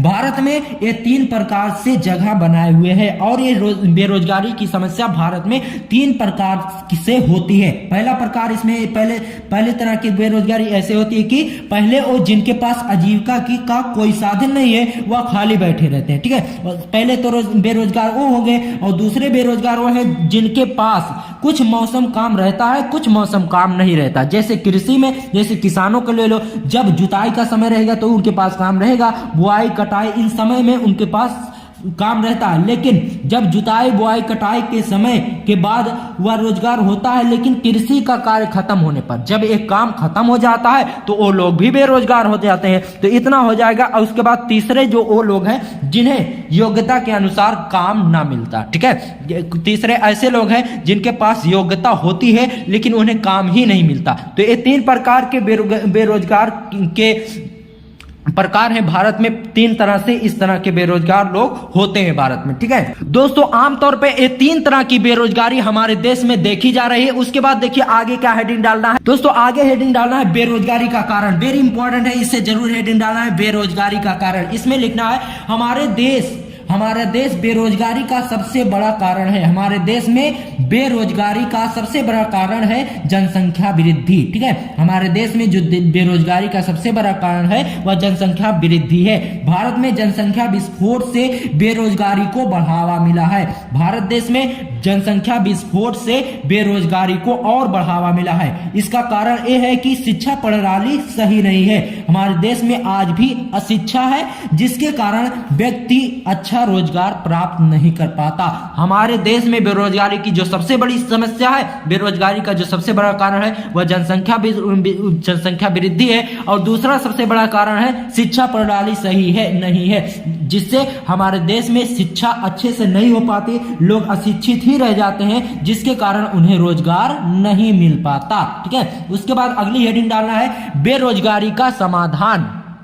इसमें आपको लिखना है किसी समस्या का कारण जान लेने पर। जब आप किसी समस्या का कारण जान लोगे तो उसका समाधान अपने आप पता चल जाएगा। ठीक है, इसमें लिखना है किसी समस्या का कारण जान लेने पर समाधान खुद पता चल जाता है। बेरोजगारी को तभी रोका जा सकता है जब निम्न चीजों को रोका जाए। जैसे जनसंख्या पर नियंत्रण किया जाए तो बेरोजगारी रुक सकती है। लघु अथवा कुटीर उद्योगों का विकास किया जाए, इससे भी बेरोजगारी रुकेगी। और शिक्षा व्यवसाय प्रधान बनाकर, यानी जो शिक्षा व्यवस्था है उससे प्रधान यानी और अच्छा तरीके से बनाकर हम बेरोजगारी की समस्या को दूर कर सकते हैं। ठीक है, इसके बाद लास्ट हेडिंग आपको डाल देना है निष्कर्ष। इसमें आपको लिखना है देश में बेरोजगारी की समस्या लंबे समय से बनी हुई है। सरकार ने इसे रोकने के उपाय तो किए परंतु संतोषजनक परिणाम नहीं मिला। हमारे देश में इसको रोकने के लिए बहुत से उपाय किए गए, लेकिन अभी तक कोई भी उपाय सफल नहीं हुआ। तो इतना आपको लिख देना है निबंध में। जितना हमने बताया उतना अगर आप लिख देते हो तो 9 नंबर आपको कोई भी एग्जामिनर 9 से 8 नंबर नहीं बल्कि पूरे 9 नंबर देगा। तो इस तरह से आपको लिखना है। उसके बाद चलिए देखते हैं कि अगला कौन सा निबंध आपको तैयार करके जाना है कल। ठीक है, सूत्र संख्या 14 आपको इस तरह से हेडिंग डाल देना है। उसके बाद दूसरे नंबर पर आपको लिखना है स्वच्छता अभियान जन जन का कल्याण। इस तरह से आपको मोटे पेन से बीच बीच में हेडिंग डाल देना, बीच में हेडिंग डालना है। ठीक है, उसके बाद प्रस्तावना आपको लिखना है। प्रस्तावना में आपको लिखना है स्वच्छता अभियान एक ऐसा अभियान है जिसके द्वारा अनेक प्रकार की बीमारियों आपदाओं को रोका जा सकता है। ईश्वर का वास ही स्वच्छ हृदय में ही होता है। ठीक है, स्वच्छता अभियान एक ऐसा अभियान है जिसके द्वारा अनेक प्रकार की बीमारियों और आपदाओं को रोका जा सकता है। यानी अगर हम अपने आसपास पड़ोस को स्वच्छ और साफ रखेंगे तो हमारे पड़ोस में बीमारियां नहीं आएंगी और आपदा भी नहीं आएंगी। जैसे आपदा आ गई थी, क्या आ गया था, कोरोना वायरस। तो हमें अपने आसपास पड़ोस को साफ रखना चाहिए। और ईश्वर का वास भी स्वच्छ हृदय में होता है, तो इसलिए स्वच्छ शरीर भी हमें रखना चाहिए। जब तक हमारा स्वच्छ शरीर नहीं होगा स्वच्छ हृदय ही नहीं हो सकता। ठीक है, उसके बाद देखिए दूसरे हेडिंग क्या डालना है आपको, स्वच्छ भारत अभियान। इसमें आपको लिखना है स्वच्छ भारत अभियान एक राष्ट्रीय अभियान है। गांधी जी की 145वीं जयंती पर माननीय प्रधानमंत्री नरेंद्र मोदी जी ने इस अभियान की घोषणा की थी। यानी स्वच्छ भारत मिशन एक राष्ट्रीय अभियान है और इस अभियान को 145वीं जयंती, महात्मा गांधी की जब 145वीं जयंती थी तब प्रधानमंत्री नरेंद्र मोदी जी ने इस अभियान की घोषणा की। यह अभियान 2 अक्टूबर 2014 को शुरू किया गया। गांधी जी ने आजादी से पहले नारा दिया था कि क्विट इंडिया क्लीन इंडिया। आजादी की लड़ाई में उनका साथ देकर सब ने क्विट इंडिया के उनके सपने को साकार किया, लेकिन क्लीन इंडिया के नारे को पूरा अब स्वच्छता अभियान यानी स्वच्छता अभियान से होगा। तो इसलिए क्लीन इंडिया का नारा पूरा करने के लिए स्वच्छता अभियान को बढ़ावा देना होगा हमें, ठीक है। उसके बाद देखिए क्या हेडिंग डाली है, भारत में स्वच्छता की स्थिति। वर्तमान समय में भारत की संकल्पना गंदगी मुक्त भारत है, यानी हमारी जो संकल्पना ली गई है भारत के द्वारा कि गंदगी मुक्त भारत अब बनाना है, यह संकल्पना बहुत ही उचित है। लेकिन पूरी दुनिया में भारत की छवि एक गंदे देश की है, यानी पूरी दुनिया में भारत को एक गंदा देश समझा जा रहा है। जब जब भारत की अर्थव्यवस्था, तरक्की और ताकत पर चर्चा हुई है ना, तब इस पर भी चर्चा हुई कि भारत एक गंदा देश है, ठीक है। पिछले वर्ष हमारे पड़ोसी देश चीन में, यानी जब कोरोना वायरस आया था ना बाबू, तब चीनवा जो किया था ना, बहुत से मीडिया वालों को भेजा और दिखाया कि गंगा में लाशें बह रही हैं, यहाँ पर वहां पर कूड़े फेंके गए। इन सबको बहुत उछाला गया चीन वाले मीडिया और ब्लॉगों पर, ठीक है। तो इसलिए हमें क्या करना है, ठीक है। भारत एक गंदा देश है। पिछले वर्ष हमारे पड़ोसी देश चीन के मीडिया और ब्लॉगों पर गंगा में तैरती लाशें और कूड़े के ढेर नजर आए, ठीक है। तो इसलिए अब क्या करना बाबू, हमें अपने भारत को स्वच्छ रखना ताकि चीन जैसे देश कोई उछाल ना पाए, कोई बात ना बना पाए, ठीक है। उसके बाद देखिए स्वच्छता का महत्व। स्वच्छता का महत्व इसमें आपको क्या लिखना है, यह सही है कि चरित्र की शुद्धि और पवित्रता बहुत आवश्यक है। यानी यहाँ पर कहने का मतलब है कि यह सही है कि हमारा कैरेक्टर शुद्ध और पवित्र होना चाहिए, लेकिन बाहर की सफाई यानी शरीर की भी सफाई उतनी ही आवश्यक है। अस्वच्छ परिवेश का देखिए, अस्वच्छ परिवेश का प्रतिकूल प्रभाव हमारे शरीर पर भी पड़ता है। जिस प्रकार एक स्वच्छ शरीर में एक स्वच्छ मस्तिष्क का वास होता है, उसी प्रकार एक स्वच्छ और पवित्र परिवेश में स्वस्थ एवं स्वच्छ व्यक्तित्व का निर्माण होता है। यानी कहने का मतलब यहाँ पर यह है, जिस तरह हमारा शरीर अगर स्वस्थ होगा और सही होगा तो हमारे अंदर हृदय, हमारे अंदर जो है, हमारे अंदर एक स्वच्छ मस्तिष्क का वास होगा, लेकिन स्वस्थ मस्तिष्क का वास होगा। और उसी प्रकार हम एक स्वच्छ और पवित्र परिवेश में स्वस्थ एवं स्वच्छ व्यक्तित्व का निर्माण होगा। बात समझ रहे हैं बाबू। उसके बाद देखिए क्या है उपसंहार में आपको क्या लिखना। उपसंहार में आपको लिखना है, स्वच्छता समान रूप से हम सभी की एक नैतिक जिम्मेदारी है। स्वच्छता जो है समान रूप से हमें सभी की एक नैतिक जिम्मेदारी है और वर्तमान समय में हमारी सबसे बड़ी आवश्यकता है। हमें अपने दैनिक जीवन में यानी रोज के जीवन में सफाई को शामिल करना चाहिए ताकि हमारा पर्यावरण भी स्वच्छ रहे और हम सब स्वस्थ रहे, ठीक है। क्या जा रहा है अब देखिए, उपसंहार सबसे लास्ट में आपको लिखना होता है। उपसंहार में आपको ये बताना होता है ना कि इसमें क्या क्या चीजें आपने बताई हैं, तो उपसंहार में आपको यही बताना होता है बाबू, ठीक है। देखिए स्वच्छता समान रूप से हम सभी की एक नैतिक जिम्मेदारी है और वर्तमान समय में हमारी सबसे बड़ी आवश्यकता है। हमें अपने दैनिक जीवन में सफाई को शामिल करना चाहिए ताकि हमारा पर्यावरण भी स्वच्छ रहे और हम सभी स्वस्थ रहें, ठीक है। तो इस तरह से आपको निबंध लिखना है। 9 नंबर आपके कहीं नहीं जाने वाले अगर इस तरह से आप निबंध लिखेंगे।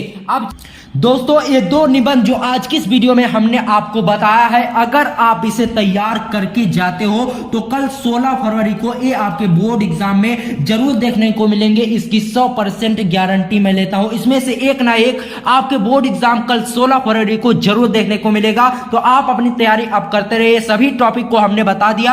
अब बारी आती है बहुविकल्पीय प्रश्नों की। सिर्फ और सिर्फ 50 ऐसे बहुविकल्पीय प्रश्न हम आपको बताने वाले हैं जिससे अगर आप पढ़ लेते हो तो आप अपने बोर्ड एग्जाम में कभी भी 10 में से 10 नंबर पूरे फुल आपको मिलेंगे। इससे बाहर एक भी प्रश्न आने वाला नहीं है। तो 50 नंबर के बहुविकल्पीय प्रश्नों को हम लेकर आने वाले हैं। बहुत ही इंपॉर्टेंट प्रश्न है। इसको हम लास्ट में इसलिए लेकर आए क्योंकि उसमें देखिए उसमें कोई भरोसा नहीं रहता कौन सा आएगा, तो इसलिए उस पर ज्यादा ध्यान देना पड़ता है। इसलिए उन प्रश्नों को जरूर तैयार करके जाना जो हम आपको 50 प्रश्नों में से बताएंगे, ठीक है।